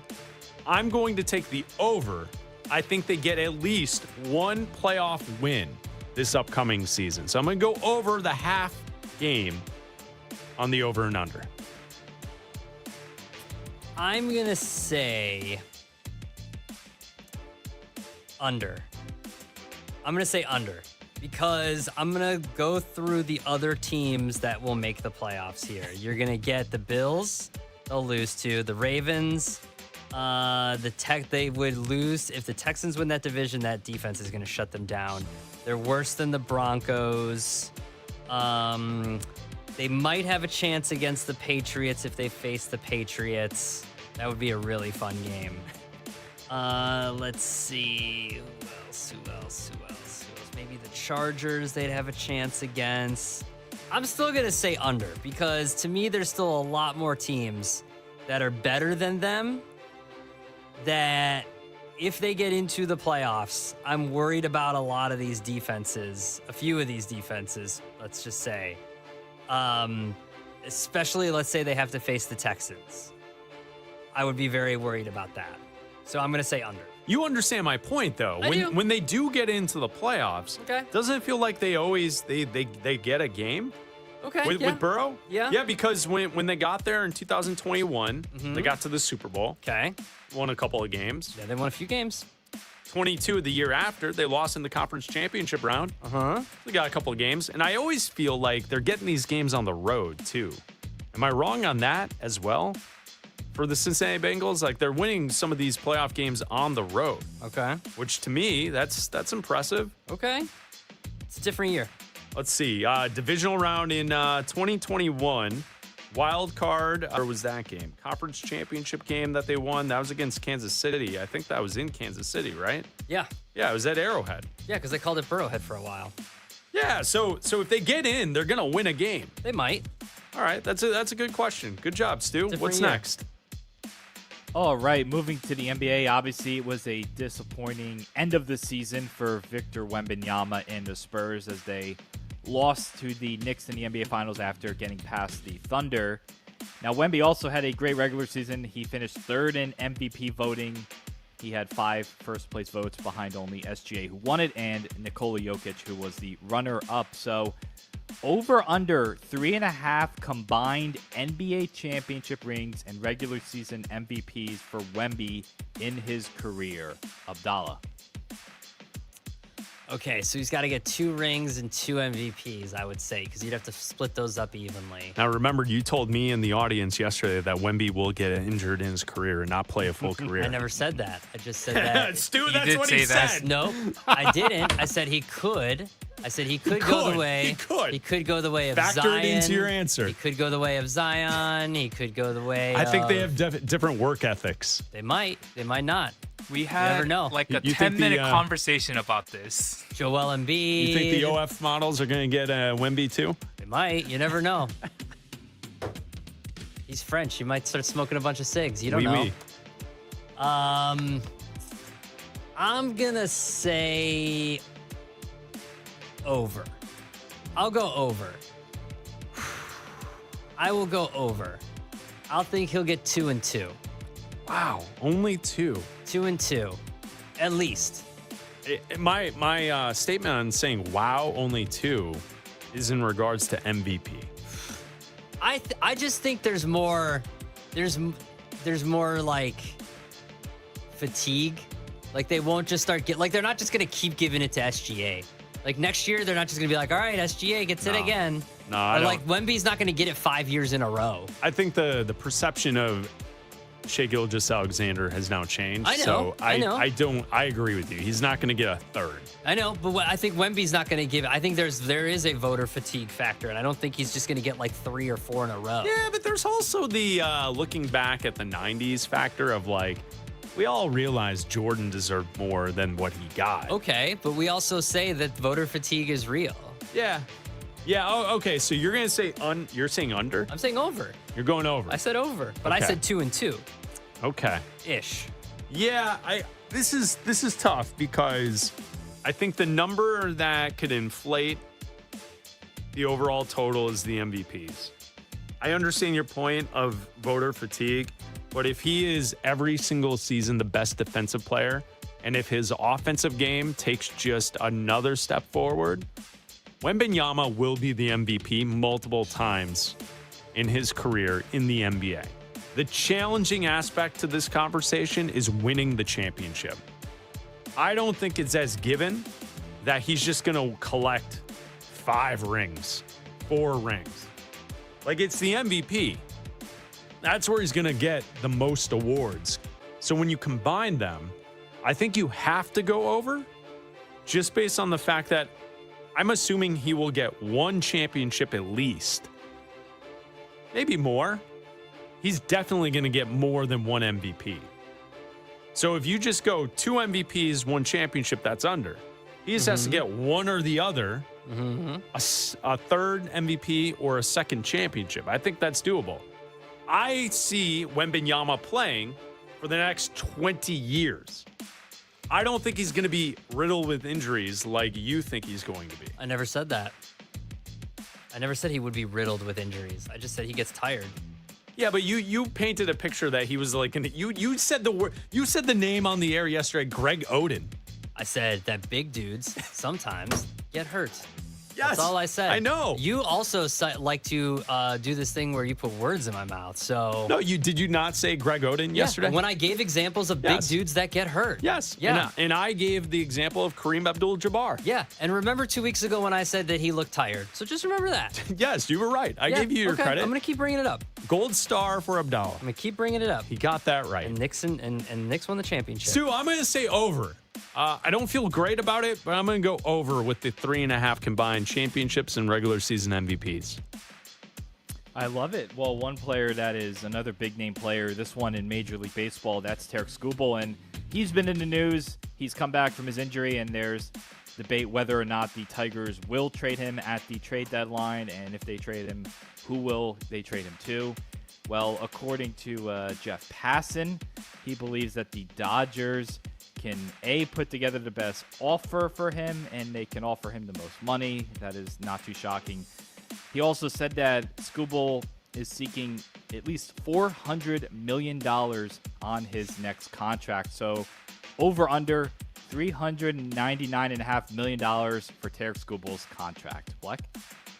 I'm going to go under just based on the fact that next season he'll be 30. And even though we've seen some pitchers age gracefully and be successful late into their careers, Max Scherzer, Justin Verlander, there are some guys who can get it done late in their career. I don't know if I'm willing to pay that much money for a guy that's going to be on the other side of 30 after next season. So I'm going to say under the $399 million. I will also say under, because I think it depends on when this contract gets done. Does it get done right after he's traded at the deadline, before there's a lockout? Does it get done after the lockout when there may or may not be a salary cap? Because if there is, then you're looking at shorter years, maybe with a higher annual average. Maybe you're looking at longer years. Maybe it just depends on how maybe you're looking at, maybe it's not the Dodgers because you're not being able, maybe they take away the rules of you're allowed to defer money. Like that's one of the caveats that they take away from the owners. And that's one of the bargaining chips that they use. So I'm going to go under just because there's so much unknown out there of how I don't think that, look, if the Dodgers want to get it done, you trade for him now and you give him that deal now because there are no rules right now. Do whatever you can now, defer that money for the next 100 years if you can before there are rules. Because once there's rules in place, all this changes. So I would say under, just because we don't know when this contract extension is going to be signed. All right, it was a disappointing season last year for a couple of NFC East teams. The Commanders, after reaching the NFC Championship game, they finished 5-12. The Cowboys, of course, with all the hype they always have, they only finished 7-9-1 and missed the postseason. Of course, both of those teams were behind the Eagles, who finished 11-6. So over under 1.5 NFC East teams that will make the playoffs this coming season. Abdalla. I'm going to say under. I'm going to go under again. I'm going to say only one team makes it because you're going to have strong divisions in the NFC West and the NFC North. So I am going to go under. I think you're going to get a few teams from the West and a few teams from the North. I'm going to go under. Yeah, to me, this question really is breaking down whether or not you have 3 divisions that get 2 in. And what I mean by that is we all see the West. And I feel like the North could also make the argument that there are 3 teams in the West and the North that have playoff chances in each of those divisions. Last year, we saw it from the West. The West had Seattle, San Francisco, and Los Angeles all make the playoffs. I don't see any of those 3 teams taking a step back. No. In the North, you have Green Bay, you have Detroit, you have Chicago, who all think they have a chance at the playoffs. Like, I want to say for this answer, it's over, right? Because I think both the Cowboys and the Eagles can make the playoffs. And Washington, throw them in there. I mean, it's possible. So I guess, is it more realistic that one division gets 3 teams in or 3 divisions get 2? I'm guessing the most realistic probability to take place will be 3 divisions in the NFC get 2 teams. Probably. And that would be the East, the North, and the West. It's probably more realistic, but I do think we get a result similar to last year where you get 3 teams from the West, 2 teams from the North. Like, I'm guessing, again, don't look this up. Don't fact check this. Why would I do that? I'm guessing it's pretty unusual to get 3 teams from one division all above 11 wins in the playoffs. I'm not looking that up. Right? Like just think about it. How often do we get 3 teams from one division all winning over 11 games? That happened last year in the West. 14 for Seattle, 12 for both the Rams and the 49ers. Mm-hmm. I don't think that's I would guess, again, don't look this up, Abdalla. I would guess that that's not likely. I would guess that doesn't happen very often in NFL history. Yeah. So I'm going to go, Stu. I'm going to say over, and I think that there will be 3 divisions in the NFC that get 2 teams in, and the East will be one of those divisions. All right, sticking with some football talk here. Cam Ward is going into his 2nd year, of course, with the Robert Saleh, Brian Daboll combination coaching him. Now, last year, Cam Ward in his rookie year, 3,100 yards, 15 touchdowns, 7 interceptions. Now, if you look back the year before, Drake May in his rookie year, he had 15 touchdowns and 10 interceptions. But then in year 2, he made that big jump, 31 touchdowns to 8 interceptions. So over under 24.5 touchdown passes for Cam Ward in 2026. Bleck? Okay, so here's what's tough for me on this one is I don't see Tennessee to have the jump overall as a team that we saw the Patriots make last year with Drake May. So individually, May made that jump, but the team also got to the Super Bowl. I don't see that in the cards for the Tennessee Titans. I don't think they'll be that successful offensively, so I'm going to go under that number. 15 touchdowns last season for Cam Ward. I think he could get to 20 and 21. I don't see him getting to 25. So I'm going to go under. Yeah, it's tough to get to jump 10 touchdowns. I mean, right now on DraftKings, promo code BNDA26, he is plus 400 to throw 25 or more passing touchdowns. I'm going to go under as well. I think he can get to like 20, 21. I think he can get close to 24 to that 25 number, but it's going to be tough. I mean, it'd be great if he did. I think if he does, they're definitely sniffing at the wild card for sure. And I think they can, but that's a huge improvement to jump that many touchdowns. And if they can do that. Oh, look, it's been done before. We just saw it. But I don't know if they're capable of doing that quickly. All right. Time for one more here. We have Justin Herbert, who, when he came into the year, he had a few really, really good seasons. 4,300 yards his rookie year. He had 5,000 yards his 2nd year, and then 4,700 yards his 3rd year. But since then, just 3,100, 3,800, and 37 passing yards each of those past 3 seasons. Obviously, he has the new coordinator as well. So maybe a bit of a different look for the Chargers this season. Over under 3,999.5 passing yards for Justin Herbert this season. Abdalla. Okay. So I know they're different quarterbacks, but in the same system, ideally, with Mike McDaniel, to his best year in 2023, he threw for 4,600 yards. It's a new system. Yeah. I'm going to go under because it's the first year. All right. I'm going to say in year 2, I'll go maybe over. But this year, in year 1, I'll go under. Now, Justin Herbert has accomplished this goal of going over 4,000 yards for a season 3 times in his career. Mm-hmm. Rookie season, 4,300. His 2nd season, 5,000 yards. His 3rd season, 47. I think he gets back to that. I also will go over on this number because I think Justin Herbert will win the MVP. There you go. He's going to win the MVP. He'll throw for 5,000 yards. He'll throw for 50 touchdowns, 2 interceptions. There you go. Lock that in. June 18th prediction. Herbert will be the MVP of the NFL this upcoming season. What are you, high? Not yet. No. 10-1. Put your money down now on DraftKings. All Make right. sure you use that promo code BNDA26, BNDA26. So there you go. I'm going to go over. I'm going to go over the 4,000 yards. I think Herbert definitely does that this upcoming season. How about that, Stu? I love it. That is quite the take. That's a great way to end over-under here with that kind of a bold prediction. Thank you, Stu. That was outstanding. I actually have an over-under for you and Adam. Okay. This is a tweet that came into the show from the Marco.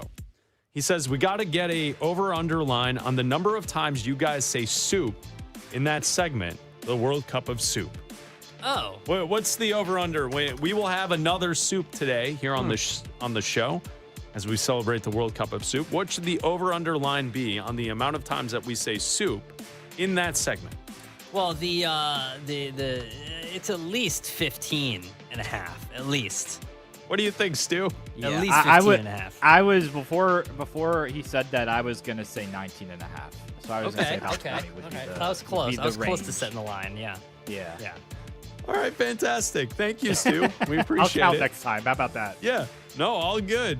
Bleck Abdalla is sponsored by Progressive Insurance. Save on commercial auto insurance from Progressive. Get a fast quote at progressivecommercial.com.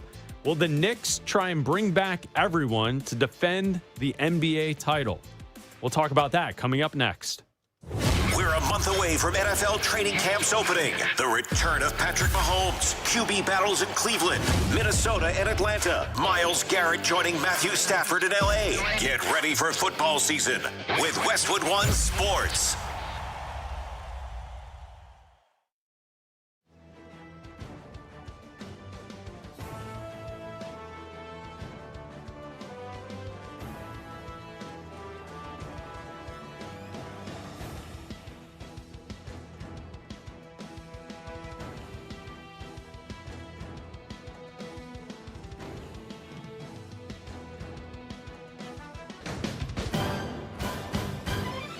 At the tone, the broadcast will begin in 4 minutes, 30 seconds.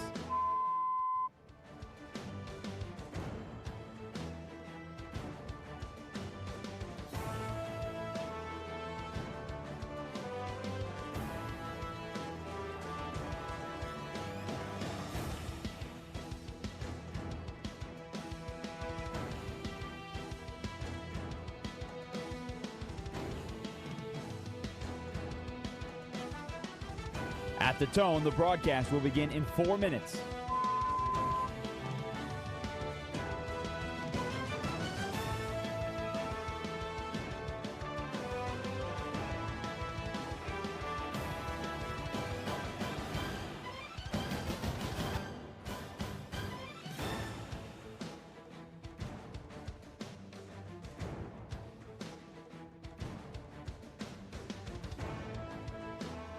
At the tone, the broadcast will begin in 3 minutes and 30 seconds.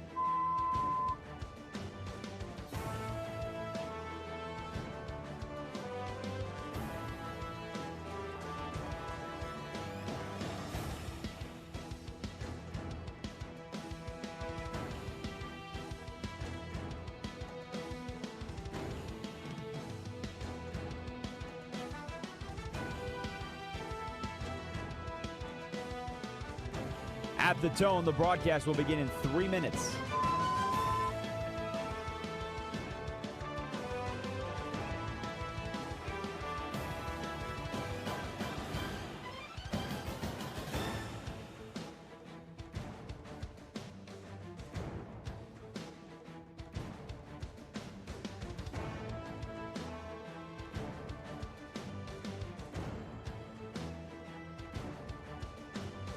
At the tone, the broadcast will begin in 2 minutes, 30 seconds.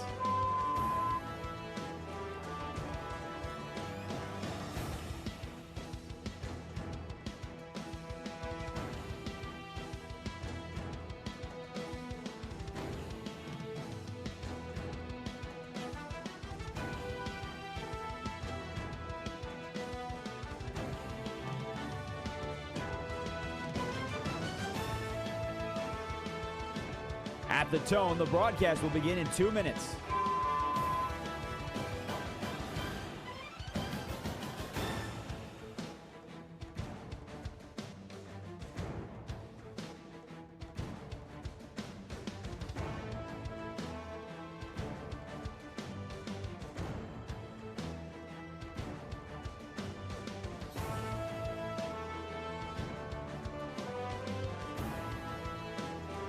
At the tone, the broadcast will begin in 1 minute, 30 seconds.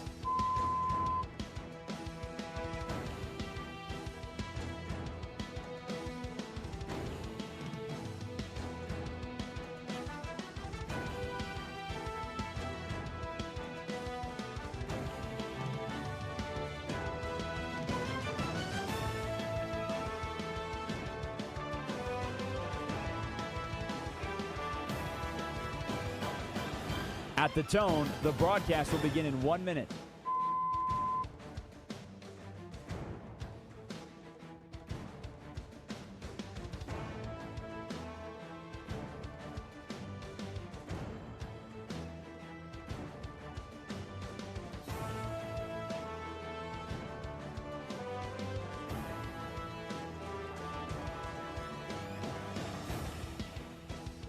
Stations, this is your final time check. At the tone, the broadcast will begin in 30 seconds.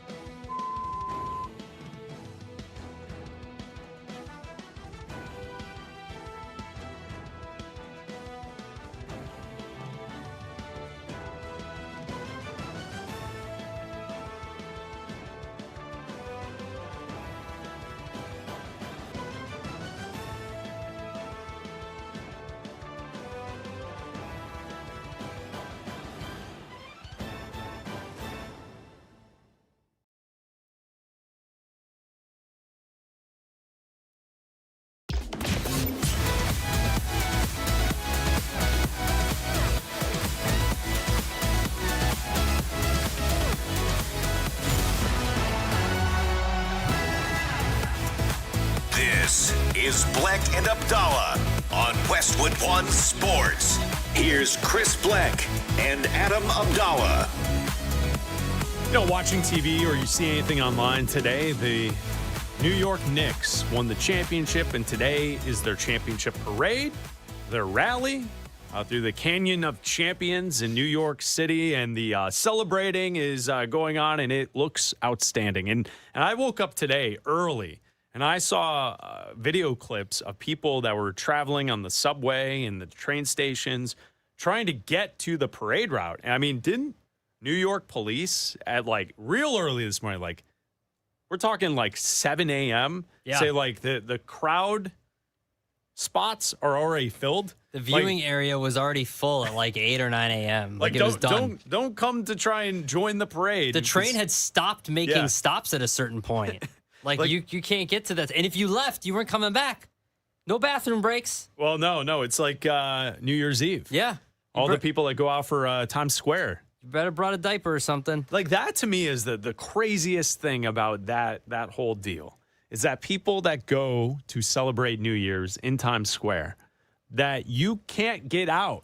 You're stuck there. Yeah. 4 hours. It's like going to Lollapalooza and being there for the headliner and going at the opening, and you want to be front row. You can't leave. Yeah, because there's no way you're making it all the way back through the crowd. No. To get up to the front. There's no way you're doing that. Unless you've got a sturdy friend who can but even box out. Even if your friend can pull off a good Charles Barkley and then box out some individuals, you know, like he's, you know, in the paint. Yeah. Maybe an Oliver Miller could create some more space. Remember him from back in the day in the NBA? You can. I've been to enough concerts where you can usually be like, my friend's up there, my friend's up there, my friend's up there. Usually, if it's not too late, to do that 1,000 straight times to get all the way to the front. You can like pull that move off once if it's early enough in the day. Like in between bands, you can pull that move off. But if you're talking like right before, or like a band before the headliner, no, sir. Yeah, and then that's what I think is like. Oh, and for this? No, for the Knicks? No one's doing that. And to the people who are there in Times Square for New Year's Eve, wearing diapers so they don't have to leave to go to the bathroom. I mean, you're sick in the head. Wouldn't you just? What are we talking? To be honest, wouldn't you just dehydrate yourself? Like, wouldn't you just not? Wouldn't you just not drink water for like the day? Do you think people are prepping that way? Wouldn't you just not drink water for the day? Do you think people are honestly thinking that through? I would. I'm smart enough to think that. Yeah. And if I'm smart enough to think that, everybody else should be. Here's the deal. I don't need to ever do that. No, never. I don't ever need to be there on that time at that moment. Never, ever, ever.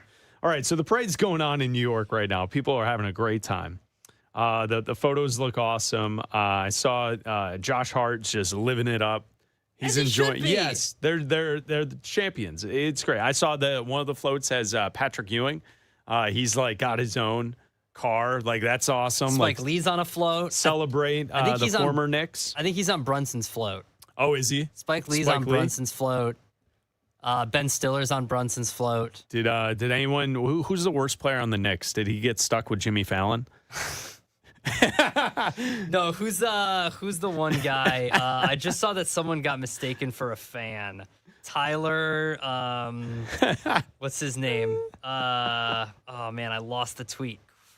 Tyler Kolek got mistaken for a fan. Like the cops stopped him. He's like running through the like when you get out, like the buses have to stop every once in a while because the traffic buildup. Yeah. Like kind of. He jumped off the bus and he's high fiving fans. Like, sir, get back. And the cops like grabbed him and he had to be like, no, I'm a player. I'm a player. Yeah, how many points did you score? It doesn't. I'm on the team. Listen, I might not have broken a sweat, but come on, guys. James Dolan, owner of the New York Knicks, he was on The Fan in New York, and he was talking about whether or not the Knicks will pay and go into the second apron to bring this team back to defend the title. If we could bring back the whole team, right, exactly as it is, I think why wouldn't you, right? But I don't know if we're going to be able to. We're willing to stretch, right? But there's certain things in the NBA that you have to be, suicidal to do, and we're not going to do those. One of them was called the second apron. Cannot go into the second apron. So that was James Dolan on The Fan in New York, and it's going to sound kind of crazy. Like I agree with James Dolan. I know that he's not someone you necessarily want to be on his side for stuff like this. Sure about that? But like when you look at the construction of the team, all of the starters will be back. Yeah. And they can restructure Karl Anthony Towns' contract. That could take place. The starters will be back, but this is what teams in the NBA now face, is when you are good, your core can be intact, but the bit pieces around the core will usually change. And so those names for the Knicks, we're talking about Mitchell Robinson, we're talking about Jose Alvarado, Landry Shamet. All of those guys are up for a new contract. They'll be free agents in this summer. And it's likely that the Knicks will not bring them back. And so Mitchell Robinson was a big factor in the Knicks winning the championship. I'm guessing they're going to have to move on. They're not going to do it. And I kind of agree with James Dolan in this situation. Yeah, look, unless you restructure guys, there's only been 4 teams ever that have gone into the second apron. It's the Cavs, did it this year. The Celtics, the Suns, and the Timberwolves have ever done it. And there's so many restrictions about trading picks and the amount of financials hamstringing that is done to you. So, like, I completely understand where he's coming from. Look, you already have a player in Jalen Brunson that took a financial risk in himself to bring together a team. Like, you have another GM that can maneuver and try to recreate this magic that you did for this run. Yeah, and I feel like once you have the core together, you got to just patchwork it and figure it out each new season. And maybe that's why in the last 8 years, we've gotten 8 different champions in the NBA. Coming up next, in the NFL, who are the best quarterbacks in the second half when trailing? We've got a list, the summer of football. We're going to tell you who are the best in that situation. That's coming up next here on Westwood One Sports. This is Westwood One Sports.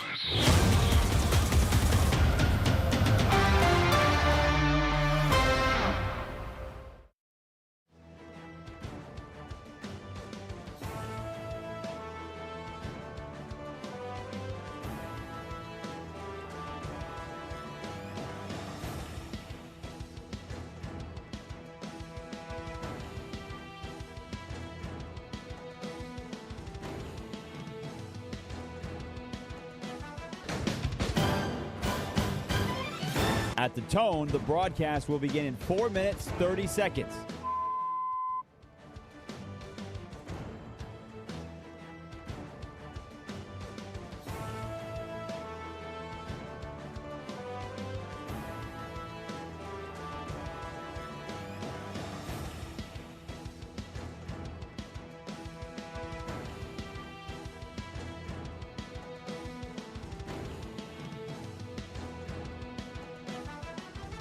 At the tone, the broadcast will begin in 4 minutes.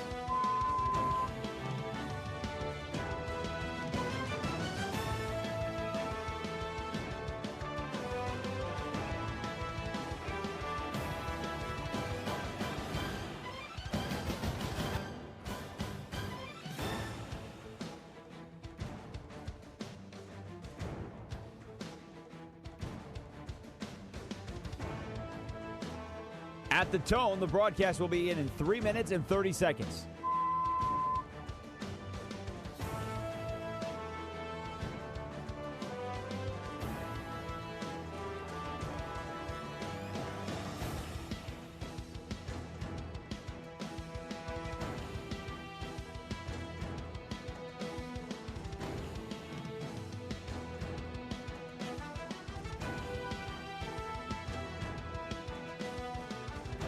At the tone, the broadcast will begin in 3 minutes.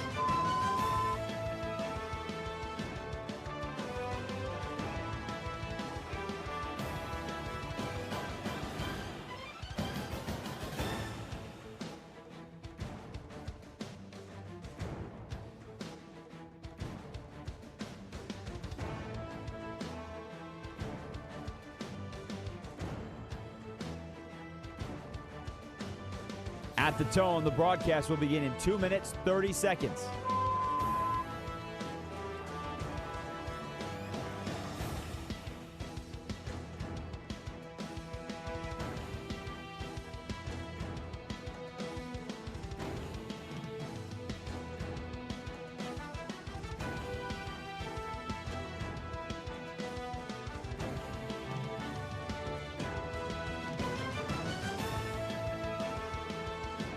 At the tone, the broadcast will begin in 2 minutes.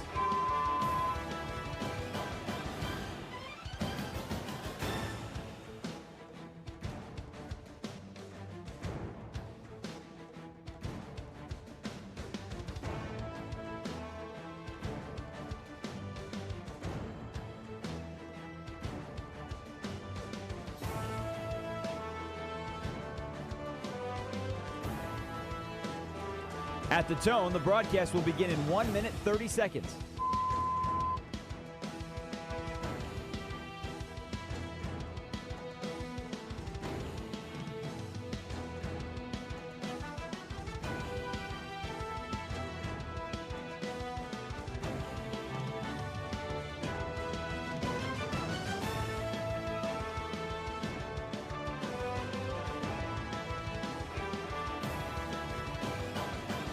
At the tone, the broadcast will begin in 1 minute.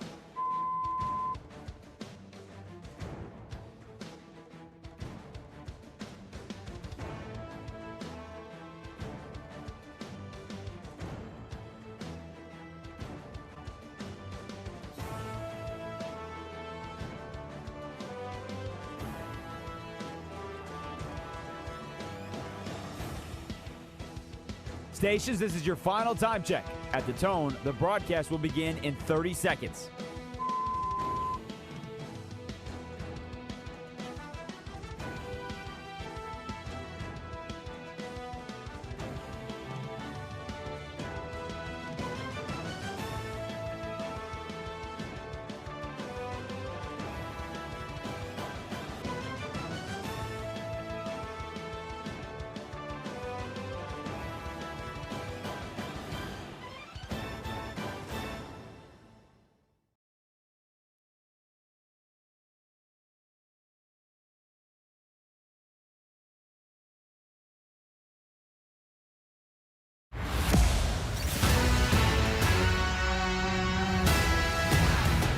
This is Bleck and Abdalla on Westwood One Sports.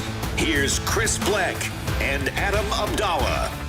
That's right, Bleck and Abdalla here on Westwood One Sports, the Westwood One Sports app, Sirius XM Channel 375, and all of our great radio affiliates. I'm Chris Bleck along with Adam Abdalla here on Westwood One Sports, on the air until 3 Eastern, and then we'll hand it off to Jim Rome right here on Westwood One Sports. You can call or text the show at 310-840-4910. Abdalla here on the show. We've covered a lot of ground so far here in the first couple hours of the show. Brendan Sorsby still in the conversation with his agent. saying, hey, look at Cincinnati. They've known for a couple of years what's going on. We were talking about Joe Burrow earlier today because Burrow yesterday compared the vibes around the Bengals to the 2019 LSU Tigers that went on to go undefeated, win the national title. Burrow won the Heisman, essentially one of the greatest college football teams of all time. And then also the New York Knicks are celebrating the NBA championship today throughout New York City with their parade.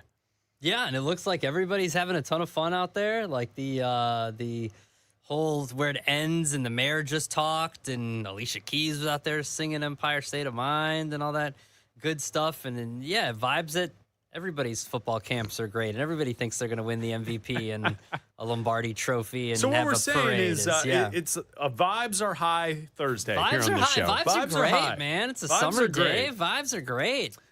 Throughout this summer, we love talking football, and we love counting down until the start of the NFL season. That's right. It's a segment here on Bleck and Abdalla we like to call the Summer of Football. I proclaim this the Summer of Football! What the hell's going on out here? We're going to be here all day, baby.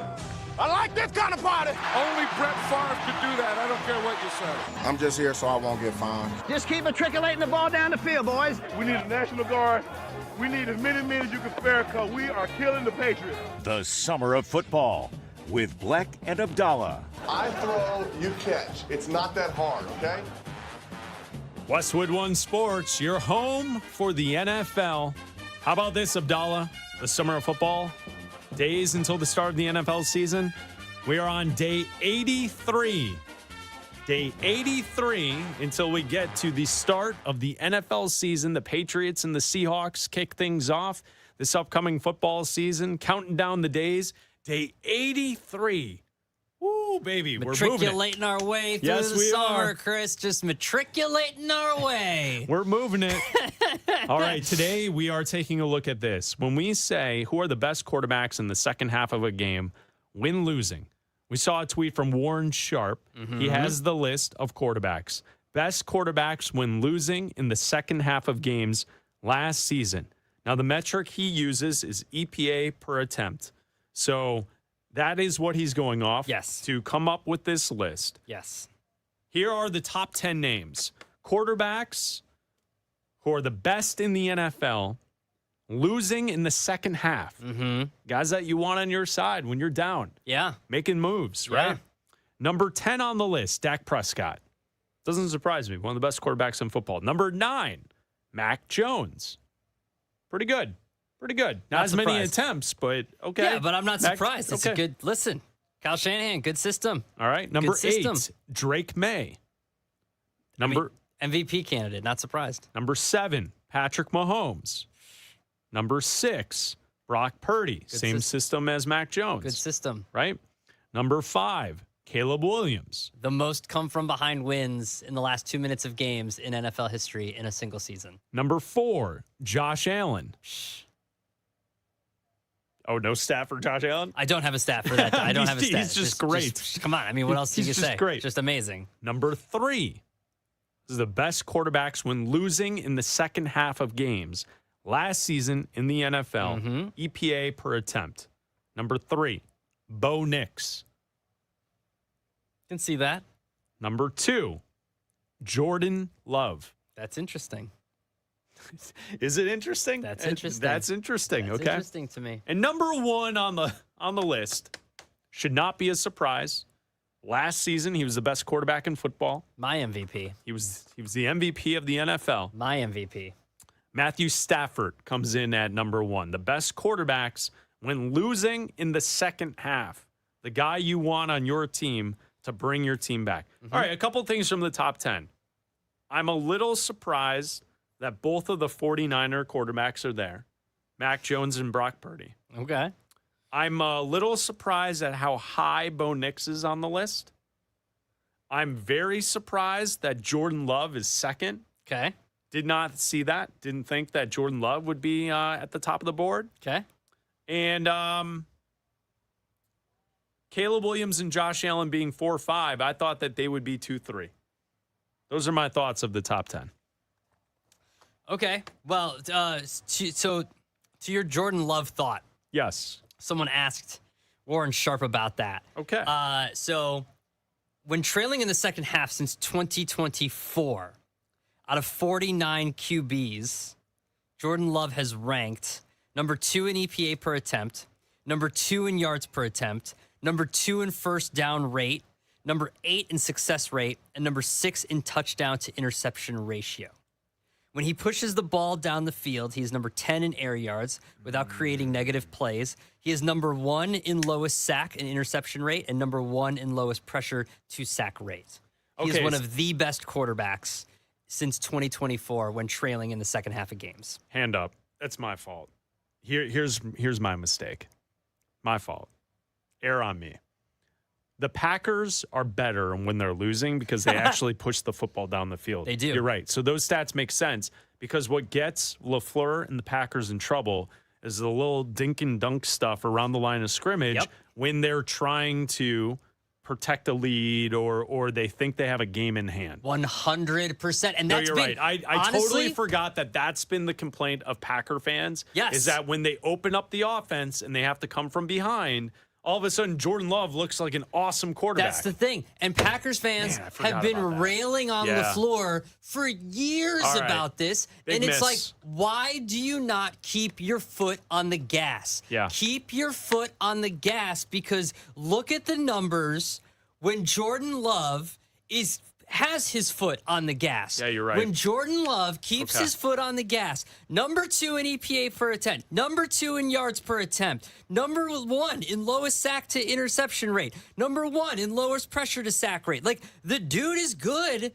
but when you're doing this dink and dunk and let's run the ball, and I'm not saying you can't do that. No, but I remember distinctly talking to you on this show, this is back in January, about how the Packers offense, when they're not pushing the football down the field, it's not very good. Because remember, there was a time when we were sitting here thinking, why haven't the Packers extended Matt LaFleur yet?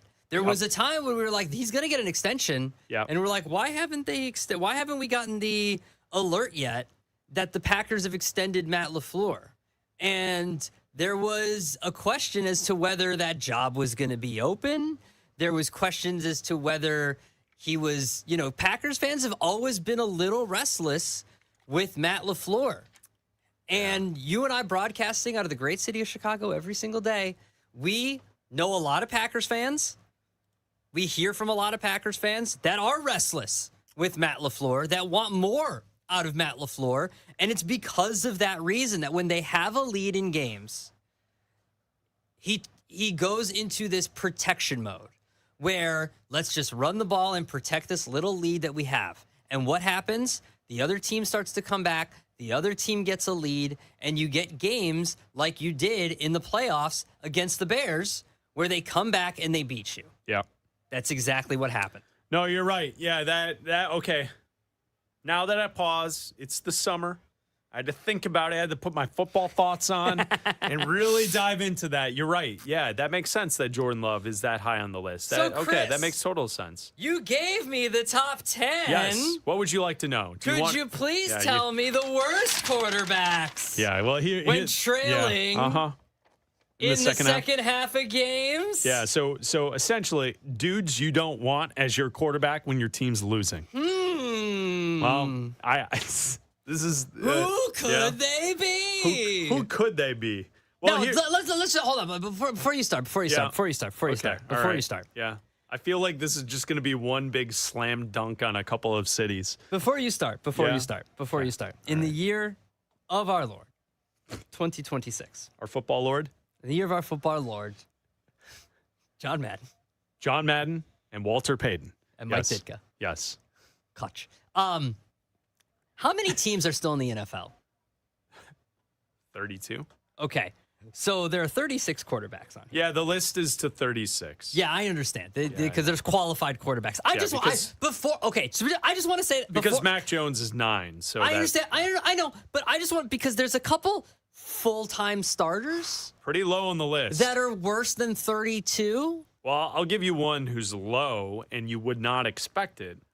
Is at 27. Joe Burrow is 27. But I thought the vibes were high.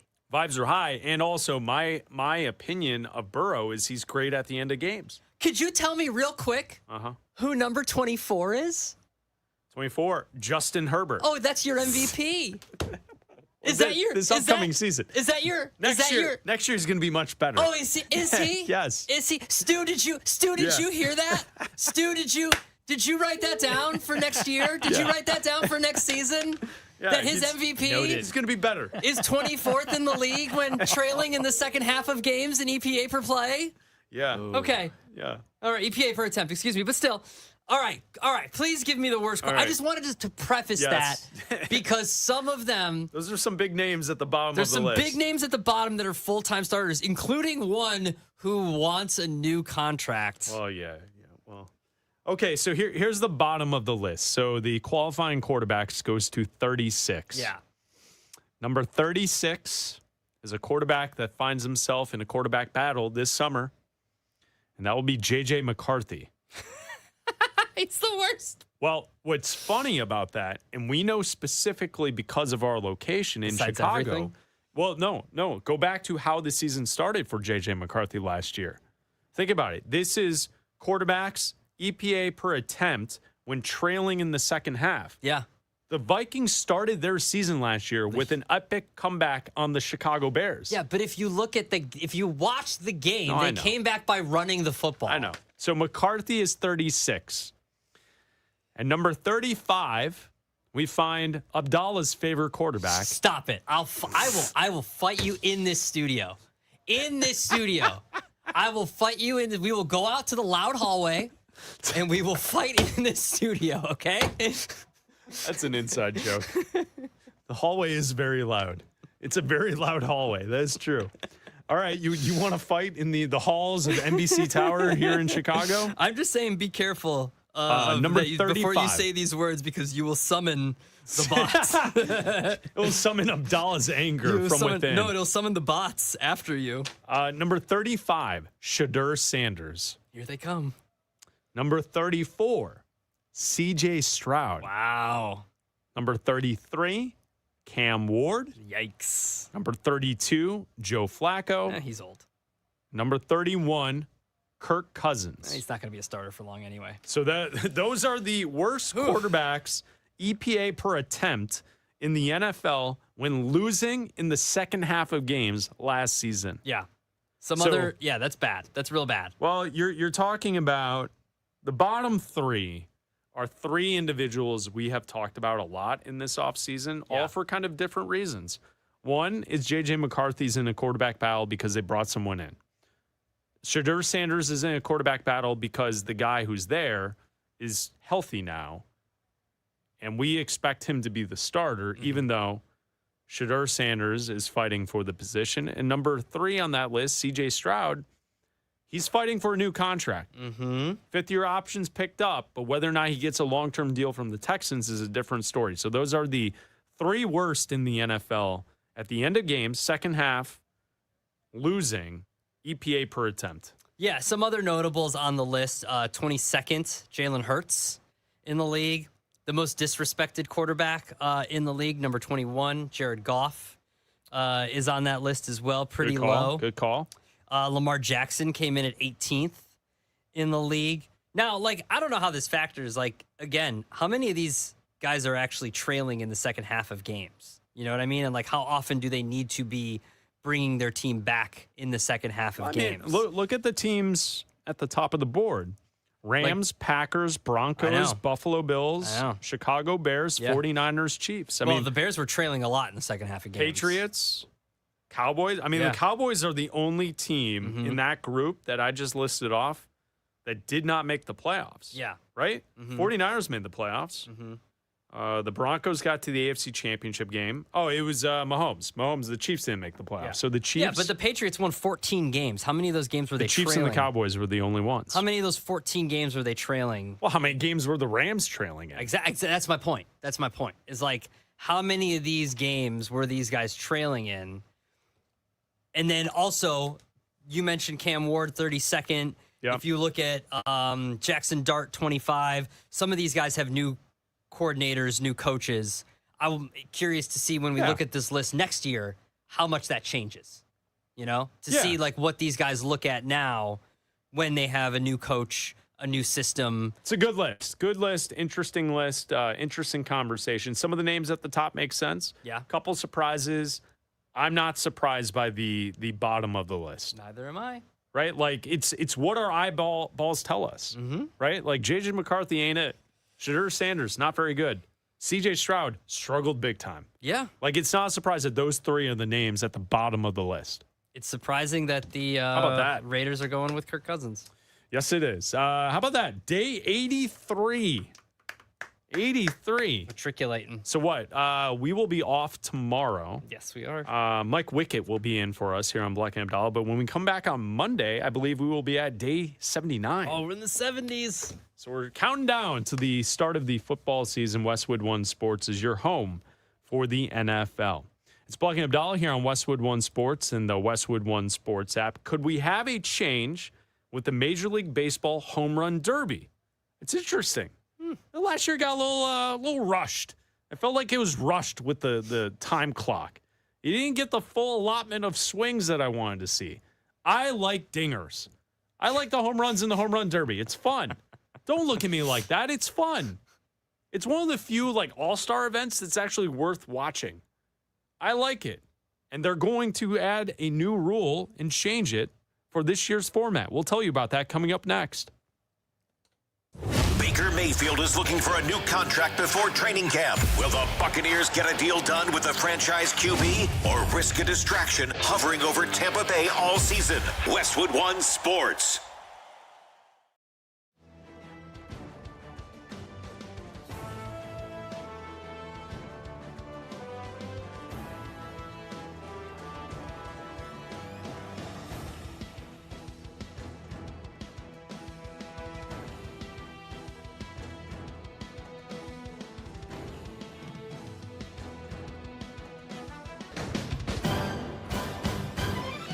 At the tone, the broadcast will begin in 4 minutes, 30 seconds.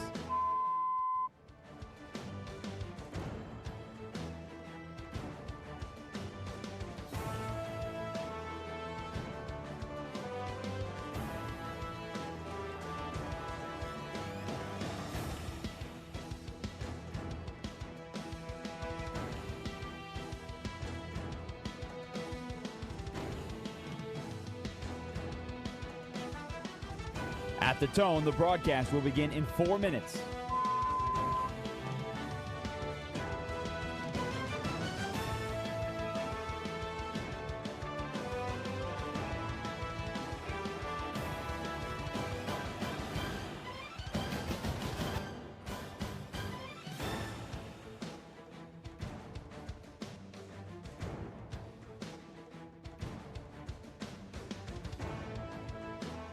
At the tone, the broadcast will begin in 3 minutes and 30 seconds.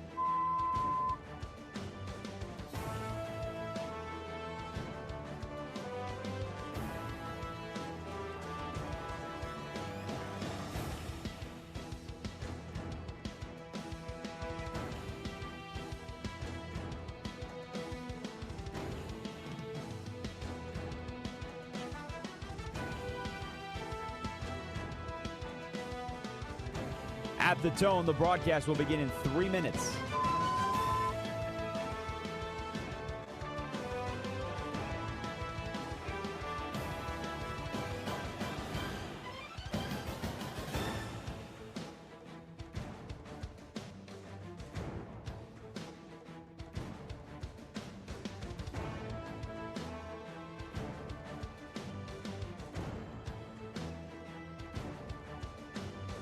At the tone, the broadcast will begin in 2 minutes, 30 seconds.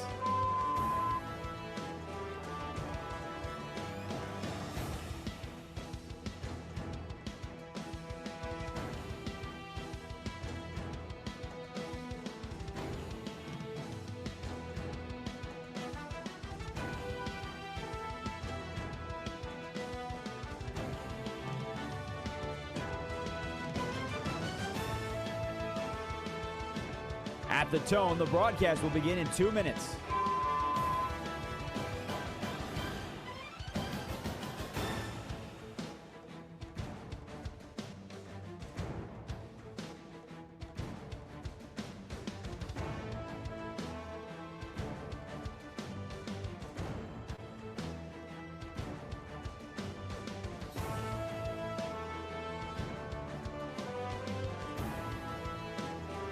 At the tone, the broadcast will begin in 1 minute, 30 seconds.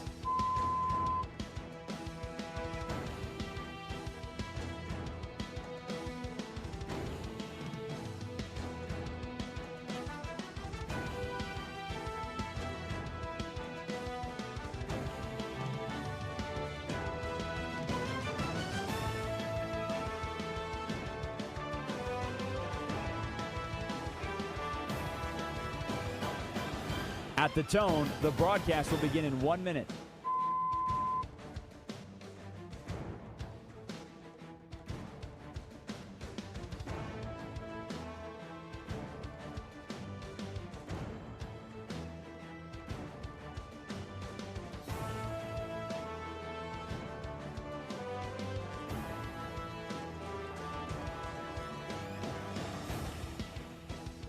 Stations, this is your final time check. At the tone, the broadcast will begin in 30 seconds.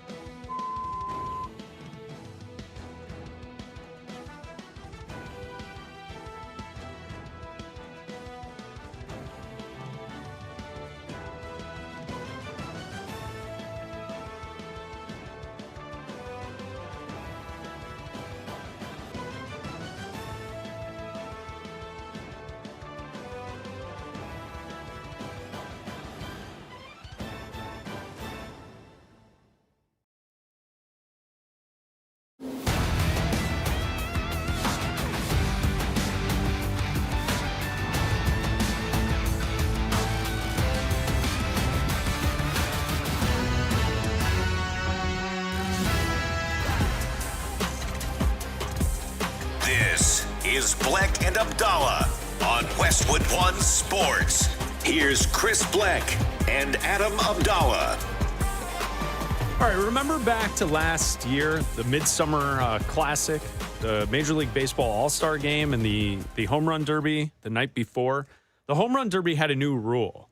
They had the clock on the home run hitting, which tired out the players, and it was kind of like messy. And it was one of those things where the home runs, the batter would hit, and then, like, before you could appreciate where the ball lands, you had to, like, the camera couldn't keep up with the batters hitting the next pitch, which it became kind of chaotic, and it wasn't fun. Like, I'm 41. I remember watching the Home Run Derby as a kid, and it was cool to see the majestic home runs and seeing where the ball lands and watching the stars just crush baseballs out of the stadium. Yeah, by the time you couldn't see the ball land before they were taking another swing, and like the camera was messed up, and the announcers didn't know what was going on. They're like, did that go out? We don't know. Did the kids run into each other? Because that's kind of fun to see sometimes. As long as they're okay. I mean, obviously, you don't want anybody to get hurt. That's why you have to call it, right? Yeah, obviously. You don't want anybody to get hurt. But like every once in a while, it's okay. Yeah. but to me, like last year, the Home Run Derby is one of those things, like, stop messing with it. Like, what do you need a clock for? It's like a 2-hour event. Where are we going? So The Athletic is reporting that sources are telling them that Major League Baseball will ditch the clock for the Home Run Derby, and they will revive the swing-based system of the past. So hitters will have a number of swings rather than the clock that dictates their turn at the plate. People sources have told The Athletic, which would be great. The last time the Home Run Derby did not have a clock at all was 2014. Okay. But I don't remember it being as messy as it was last year. No, last year was bad. Something threw off the entire Home Run Derby last year that didn't work. The TV broadcasting didn't work. The announcers didn't know what was going on. I didn't enjoy watching it the way I used to. I like seeing the guys hit as many home runs as possible. I think it's a great event. And I think when you look at all the different options for all-star events, it's the best. Yeah, it is. It's better than the dunk contest in the NBA. It's better than the flag football nonsense that the NFL rolls out there. I mean, you and I were at the Super Bowl. We were in San Francisco for the Super Bowl. Across the street of the events going on for the Pro Bowl events, the flag football event. Yeah. And we made no effort to go see it. No, I don't. Zero effort. No. to go see what was No. going on over there. No. And we were there. We were there in San Francisco. Yeah. We could have gone. Didn't want to. Not interested. Significant motivation for the change was the viewing experience, which has a new custodian. This is Netflix first year was the TV home for the Derby. Really? Yeah. You don't remember that? That's part of the new TV package for baseball. Yeah. No, you're right. Netflix will have it. I'm reading from the. I'm reading it. No, I agree. I'm reading the same story. Philadelphia, July 13th, Citizens Bank Ballpark. I like the change. I would recommend another change. My other change is this. Because I do think there should be some. The Derby's been on ESPN since like the early 90s. I know. Can Berman go to? Can we shuttle Berman over to Netflix? I personally enjoyed that. So did I. Berman calling the home runs. That's and classic. him naming the random towns that are in the city. Yes. Yeah, there's nothing wrong with that. I like that. I do think there should be some sense of urgency. So, my one proposal is this, okay? Yes, you get a certain number of swings. Okay. But I also think that you should be forced to swing at whoever is pitching to you, whether it's your pitching coach, whether it's your dad, whoever you pick, right? What about the Philly Fanatic? Philly Fanatic, whoever it is. If I'd like you to see get that. a good pitch and you don't swing at it, that's a swing. That's a strike. That's a strike. No, it is. Because there's so many times where they're just like standing there and you're like, that was a good pitch. Why didn't you swing? Like, that was a good, you've taken 3 pitches. What are you doing? Like, you're just standing there now, catching your breath. Like, that's what you're doing. You're catching your breath. Part of that, I understand, is strategy. But now you're elongating the event. Like, I understand if someone throws a bad pitch, that happens. And that's part of, like, why the clock was bad, because then these guys are just swinging at bad pitches. And then you don't get as many home runs. But if you get a good pitch and you just don't swing at it, that should count against you. Okay, so no clock. This is what the article from The Athletic says. Competitors will receive 20 swings in the first round, 15 in both of the final 2 rounds. An added wrinkle is hitters will be able to continue their swing if they homer on the final hack they take each round. Okay. Until they make an out. That means if a batter goes deep on the 20th pitch of the first round, he gets a chance to hit another. If he hits a home run on the 21st, he can keep going until he finally swings and the ball doesn't leave the park. In the first round, ties would be broken by whomever hit the longer home run. Ooh, okay. Second and third round, the tie would be broken by 3 extra swings apiece. That would, in my book, Abdalla, that's called a swing off. Easy. What do you mean easy? Is that not a good old-fashioned swing off? It is. It is a good old-fashioned swing off. All right, so the article also points out that Major League Baseball and the PA have declined to comment on the format changes, but this is what's being reported. I like is that it. there will still be 8 hitters in the opening round, in that we will go back to the swing format not the timed clock. I like it because it's on. You got nowhere to go. Who cares? You're watching it. Where else are you going? I agree, and I get it. It takes a lot out of these players to do it. It takes more if they're just swinging. Swing. And I don't think we got the results that we were hoping for. No, you didn't. Like, I want to see dudes crush the baseball. And you want to be able to see it actually land as opposed to them cut right back to the batter who's trying to get as many swings as possible in the 3 minutes. And you're right. It is it's okay to laugh at it when the kids run into each other. I mean, it's funny. I don't want to see anybody get hurt. No. It's funny when there's always like the one kid. Of course not. Because there's always like, you know how there's like an age limit? Yes. But there's clearly the one kid who's had a growth spurt. And yeah, it's he's like taller than everyone else. It's like you're 8, but you're like 6 feet tall. He's stealing the home runs from all the kids, all the outs. He's stealing them all because he's taller. Here on Bleck and Abdalla, we love watching the World Cup today. The action's already underway with the World Cup. I believe Czechia and South Africa have tied. It's a result of a full-time result, 1-1 tie. It's called a draw. A draw, tie, whatever. 3 more matches later on today in the World Cup. I think the primetime matchup that everyone's going to have their eyes on. Yeah. 9 Eastern, Mexico and South Korea. So that'll be a great match tonight in the World Cup. Here on the show, as we watch the World Cup, we love to bring to you a segment we call the World Cup of Soup. No soup for you. Bleck and Abdalla's World Cup of Soup. Soup is good food. World Cup of Soup, as we are in group play, there are 12 groups in the World Cup. Abdalla is selecting a country from each group. He is taste testing a soup from one of those countries. At the end of group play, he will take all 12 soups and put them in a bracket for the knockout round to crown a champion of the World Cup of Soup. And since there are more days than shows that we have before the end of the group stage of the World Cup, today is a special double day. Double day. We had a soup earlier today. Which soup did you have earlier on the show? I had French Canadian onion soup, which is a thing. Shut your mouth, bite your tongue. I didn't say anything. Yeah, I heard a snicker. Everybody heard it.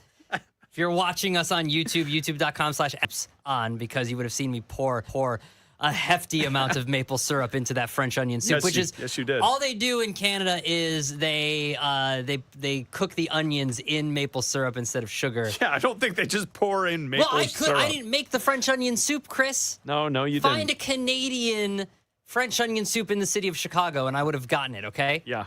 All right? I know, you looked. Okay, so we've done Group A. That was the first soup. Was it a good soup? It was okay. I'm not a French onion soup guy. Okay. Taste is subjective. All right. Soups are subjective. Okay, so now we have our second soup of the day. So we've done Group A. Yep. We've done Group B. We've done Group D. We've done Group E. We've done Group F. If you are an alphabet aficionado, that means we have to do Group C to catch up. Okay? Did you like that one? Alphabet aficionado? This is the stupidest show on the radio. It absolutely 100%. It 100% is. Group C consists of Scotland, Morocco, Brazil, and Haiti. Ooh. And given the fact that my name is Adam Abdalla, I had to go with a Moroccan soup. All right. And I went to a restaurant called Shukran, which, if you speak Arabic, means thank you. And if you didn't, now you know that Shukran means thank you. I learned something. And I went with a soup called harira soup, which is a tomato-based soup, which I didn't just get like lentil soup. Every Arab restaurant has lentil soup. Every restaurant gives you lentil soup. Sure. It's like basically going to any like Asian restaurant and getting miso soup, right? Okay, yeah. So I went with the harira soup, and what a harira soup is a traditional Moroccan tomato soup with lentils, chickpeas, rice, parsley, cilantro, spices. This one's got some corn in it, it looks like, too. You have some pieces of corn in it. This is great. This is so, all right. And of course, it is a Middle Eastern restaurant, so they gave me like 5 pitas with it, too. Hell yeah. So they just threw it in. Love that. And because this is classic Middle Eastern, okay? And I can say this because I know. I order all these, and I go and pick up most of them. Some of them I get delivered because they're far away. So I ordered this for pickup. I went and I picked it up. And I walked in and I picked it up. And as I'm walking out, the guy runs up and stops me. And he tells me to next time use a different app because it's less fees and will save me money. Yep. Not necessary, but just goes, hey, buddy, come here. Listen to me. Next time, don't use this. Use this. Save you some money. Save you $2. It's okay. Don't worry. Okay, so harira soup. Don't worry. Harira soup. Here we go. All right, here we go. He's getting a face full of soup. Oh, that's good. He's tasting it. I'm not usually a tomato soup guy because I don't like tomatoes, but tomatoes are in everything. I know they are, but if you don't like tomatoes, tomato soup's not your really thing. But okay. All right. So he's tasting the soup. Yep, we hear the slurping. That's good soup. Seems like he's enjoying himself here. You can watch us on YouTube, Bleck Abdalla Show. Chickpeas are great. They're a staple of hummus, which is good too. Yep. It'd be perfect for those pitas. A little hummus in the pitas. All right, now he's dipping. Now he's using the he's using the pita as a vehicle for the soup. He essentially dipped it in and he folded it up like a taco. That was ingenuity. That was good. Something. I haven't seen that from a soup play in some time. Shukran to shukran for the pita. That's good. That's good. All right. I'm gonna give it 3.8. 3.8. Okay, there you go. 3.8. Because I'm not a tomato soup guy, but 3.8. Right, 3.8. Yep. Cup of Soup. Bleck and Abdalla's World Cup of Soup. Soup is good food. Yep, there it is. The World Cup of Soup today was a 2-soup day on the Bleck Abdalla Show. We will continue this charade when we reconvene on Monday here on the Bleck Abdalla Show. As long as they'll let us. As the group stage is taking place at the World Cup. And we love the World Cup. Let's see. So What do there I you got to go. do next week? I got Group G, New Zealand, Iran, Belgium, and Egypt. Ooh, Egypt. I'm Egyptian, so. No, I know. I'm not going to do Egypt. Why not? Because Make it's a the same- soup. What it's if, the what if same you, soup. What if you made a soup? It's the same soup. What if you made it? I'm not making a soup. Why not? Because I want to try something different. Stew a soup. I'm not going to make a soup. Maybe I'll try something Belgium. Did you see? Okay, so that's something to look forward to next week. So let's see. What do we have? 7 more? We have G, H, I, J, K, and L. If you're 6 more. Okay, 6 more. If you're an alphabet aficionado. All right, so we will continue to get through the group stage here in the World Cup of Soup. Did you see the story about, speaking of food in the World Cup? Yeah. Did you see the story that TSA is telling people when they go back? Stop taking American food with you? To stop trying to carry on ranch sauce? Yeah. Did you see that? Yeah. That people who are coming to America for the first time or they've been here before and they're watching the World Cup, as they're heading back to their home country, that they're trying to smuggle through gigantic bottles of ranch dressing. First of all, who cares what I pack to take home with you? If I check it, who cares? Well, that's what they're saying. Put it in your checked bag. Well, yeah, you can't carry it on. Yeah. 3.7 ounces or whatever it is. That's what they're saying. You can't have the liquid in your carry-on. Someone's got a bunch of little ranches. Yeah, that's what it is. They pour out all the little bottles of alcohol and they're putting ranch into it. Now, ranch is not for me. No, I do not like ranch either. I'm not a ranch fan. I do but, not like ranch I thought it's either. funny that those visiting the United States for the World Cup, they love our ranch. How about It's barbecue great. sauce? Yeah. Oh, and by the way, the Freddie character, I don't think that's real. Did you? I know you told told you. it. And I know Raj is off today. I know he's listening. Raj is listening. He's having a great day, no doubt. But did you see the stuff that Pablo Torre is now looking into it? And it's not. Oh, is he about to find out? Well, Just remember who told you first. Just remember. There are interesting tweets from years ago that mimic the exact word-for-word tweets of a specific president that's currently the president of the United States. Just remember. So something weird's going on, or it's an absolute bot? They already found out that someone was not who she said she was. Right. The tour. Well, no, it's not that she didn't say who she was. It's just Americans didn't know that she was. She had a big following. Now they found out, and if you look her up, find out who your friends are. Yeah, I looked her up on Twitter, and I was like, oh, I got some fun friends apparently who follow. Yeah, who follow her. But do they subscribe? I don't know if they subscribe. I think that's the question. I think they just lurk. Well, I'm just saying. I think Pablo Torre looked into it recently, and it's clearly not a person. Dude, what did I tell you 2 weeks ago? No, I know. I love it. The World Cup's great. Isn't the World Cup awesome? It is. It's Bleck Abdalla here on Westwood One Sports and the Westwood One Sports app. Could LeBron be bringing along an old friend if he returns to the Lakers? We'll talk about that coming up next. International soccer is taking over the U.S., and only DraftKings has you fully covered. The DraftKings Sports app is now available in all 50 states. Sweat all the matches you love all in one place with one app. New DraftKings customers sign up with code BNA26. Yeah, I'm eating. And spend $5 to get $200 in rewards within 21 days. Abdalla thought we were going to break. That's code BNA26 for Bleck and Abdalla in partnership with DraftKings. The crown is yours. Bet with DK Sportsbook. Gambling problem? Call 1-800-GAMBLER. 1-800-MY-RESET. New York, call 877-8-HOPE-NY. Text HOPE-NY. Connecticut, call 888-789-7777. Visit ccpg.org on behalf of Boot Hill Casino in Kansas. Bet tax pass-through may apply in Illinois. 21 plus, void in Ontario. Event contract trading with DraftKings predictions involve risk of loss. Sportsbook's bonus bets expire in 7 days. $50 in predictions dollars issued weekly for 3 weeks, expire in 1 year. Redeem one non-withdrawable reward. Availability varies. Predictions offer void in New York. Ends June 28th. Terms at dkng.co/audio. The U.S. men's national team looks to go 2-0 in group play when they take on Australia. Can the Americans win 2 games in group play for the first time since the original World Cup nearly a century ago? We'll find out Friday. Westwood One Sports.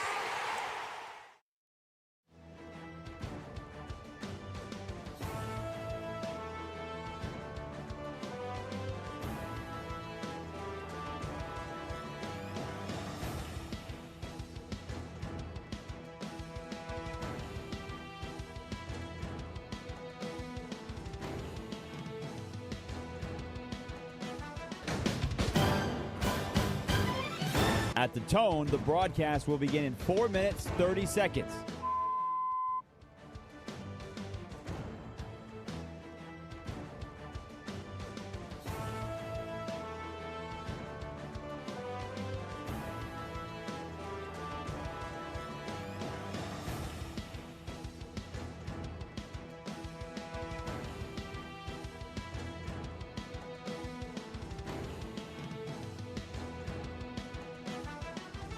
At the tone, the broadcast will begin in 4 minutes.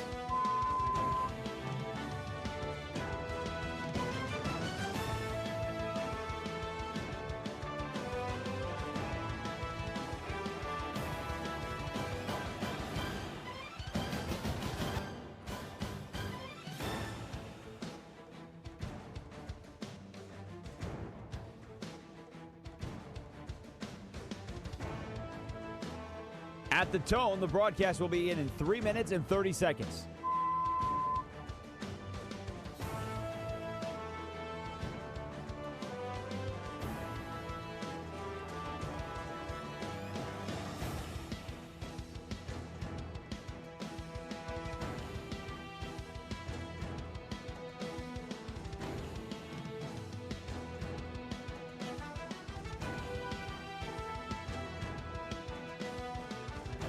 At the tone, the broadcast will begin in 3 minutes.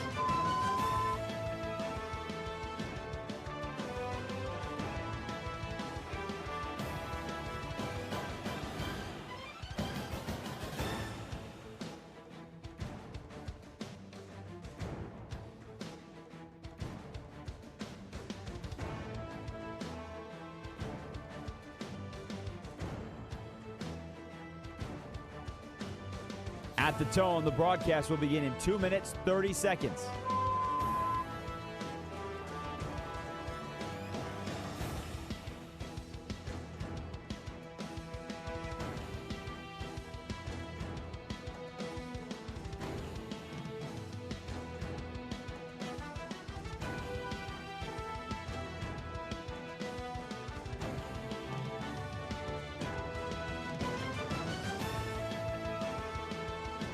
At the tone, the broadcast will begin in 2 minutes.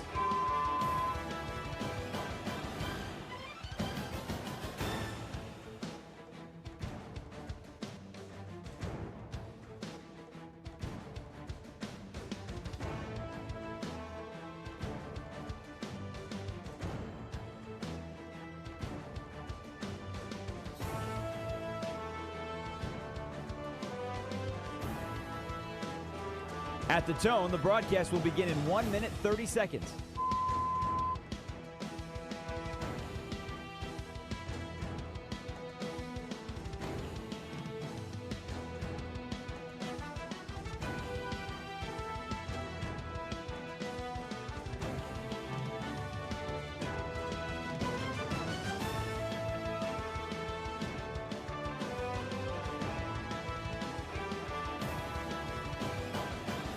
At the tone, the broadcast will begin in 1 minute.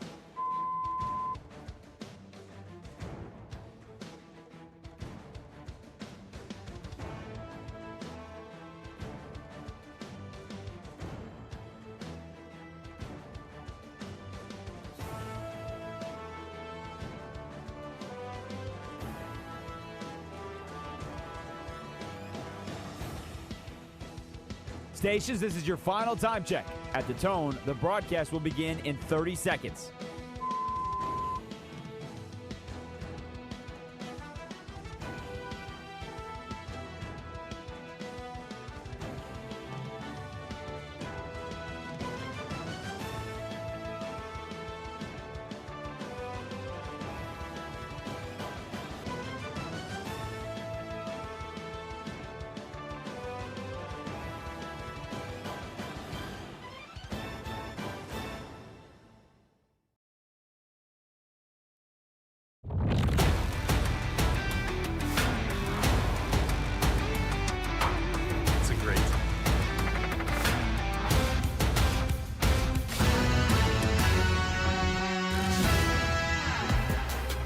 This is Bleck and Abdalla on Westwood One Sports. Here's Chris Bleck and Adam Abdalla.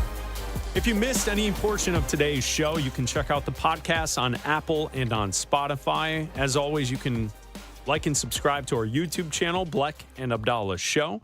Make sure you check out the live stream each and every day here on the show, Bleck and Abdalla Show.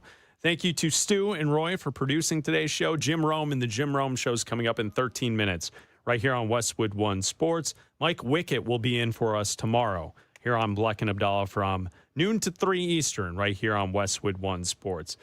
Good text that came in at 310-840-4910 from the 209, Chad in California. He says, the big tuna, that's you, is doing a hell of a job matriculating the soups down the groups.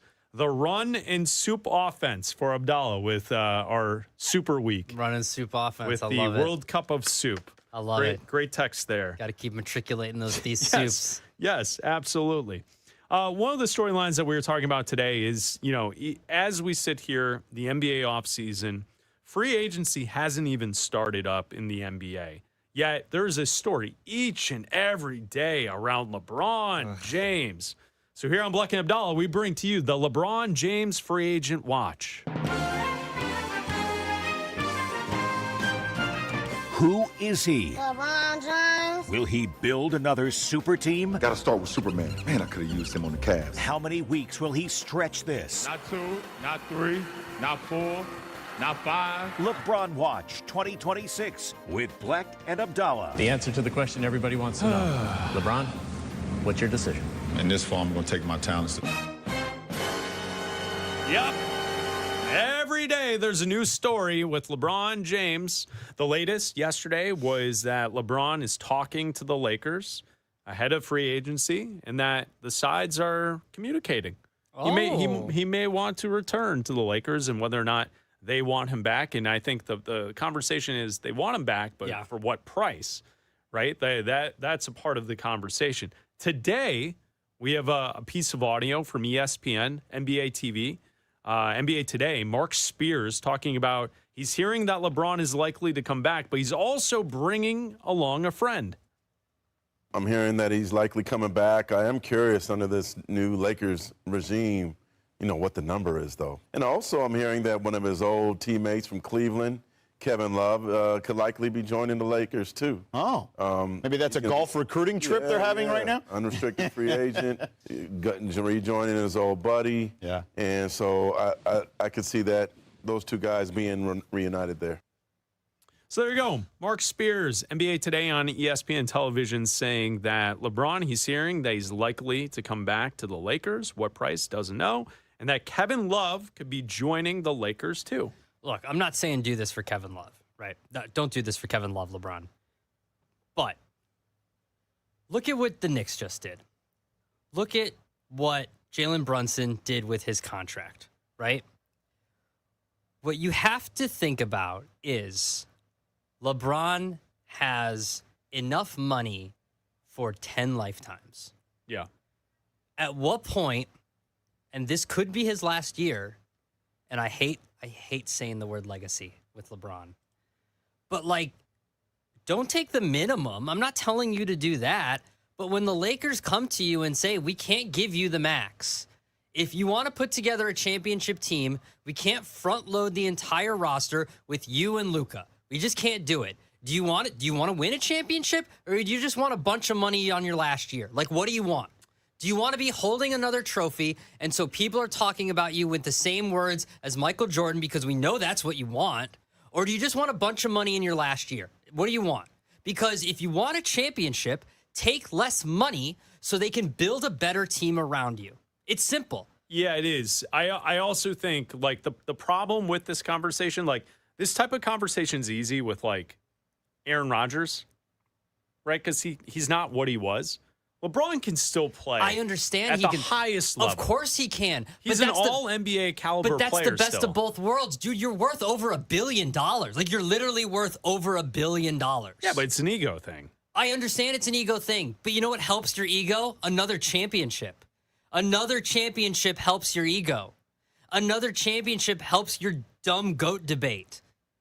So I think in LeBron's head, it's not a debate. Okay, well, good for him. I think he's the guy. For everybody else, all the shows that he probably watches, because he does, it's still a debate. So if he wants to put another check mark next to his name and all the stats he likes to record, the championship is the one that he is not even close to coming next to. Yeah, I think that's, for the Lakers, I would rather give the contract extension to Austin Reeves and to build the team about Austin Reeves and Luka Doncic and move forward that way instead of being held captive by LeBron another year. Because it's just 1 year. So, yeah, sure. Could you win a championship? Maybe. Maybe you could. Like, I don't know if we can sit here and just say teams can't win championships anymore because we just saw the Knicks win a title. Right? Like, if we started last season, go back to October. Who had the New York Knicks winning the championship? Go back to December or January or the All-Star break. Mm-hmm. Who had the Knicks winning the title? Just go back to April. Yeah. When the playoffs started. No one had the Knicks winning the championship, and today they celebrated with a parade in New York City. Mm-hmm. So, if you get LeBron and everyone back and they're healthy, like maybe you could make a run. I would rather plan for the future and make sure you don't lose Austin Reeves. Yeah, so would I. That's what I would do. Tomorrow, the U.S. men's national team will play in Seattle at 3 Eastern against Australia. As we head towards the second game in the World Cup for the U.S. men's national team, the first game that they played against Paraguay, scored 4 goals. They looked awesome. It was probably the best I've ever seen the U.S. men's team ever play. So can they follow up a week of hype with a game where the atmosphere, I'm guessing, is going to be outstanding in Seattle? I'm guessing it's going to be quite the scene tomorrow for that match. And the big storyline with Christian Pulisic, will he play in the game? Because this week he has yet to practice fully with the team. Each day at practice, he's been working out solo by himself. And yesterday on his right calf, he had a full sleeve on. Mm-hmm. So, the U.S. team has been pretty coy on his availability for the match tomorrow. But I think that's going to be a storyline as the day goes along tomorrow to see if he's in the starting group. Yeah, and look, they've positioned themselves really well here with the win last week in the ability to get out of the group here. They're heavily favored in this matchup too, -170 to win against Australia. Their matchup against Turkey is they're about equal here as a pick'em, but I think Pulisic would help in this matchup. But you've seen from a lot of these, not necessarily smaller teams, but a lot of these underdog teams have been able to generate some draws here. And Australia is one of those teams that if they get a goal, they'll park it and they'll generate a draw pretty easily against this U.S. By not playing Pulisic, thinking you can get through tomorrow. Yeah. Or do you try and get to 6 points in the group and make sure you get to the knockout round? So that'll be cool tomorrow, 3 Eastern. Mike Wickett will be in for Bleck Abdalla. Jim Rome is coming up next here on Westwood One Sports. This is Westwood One Sports.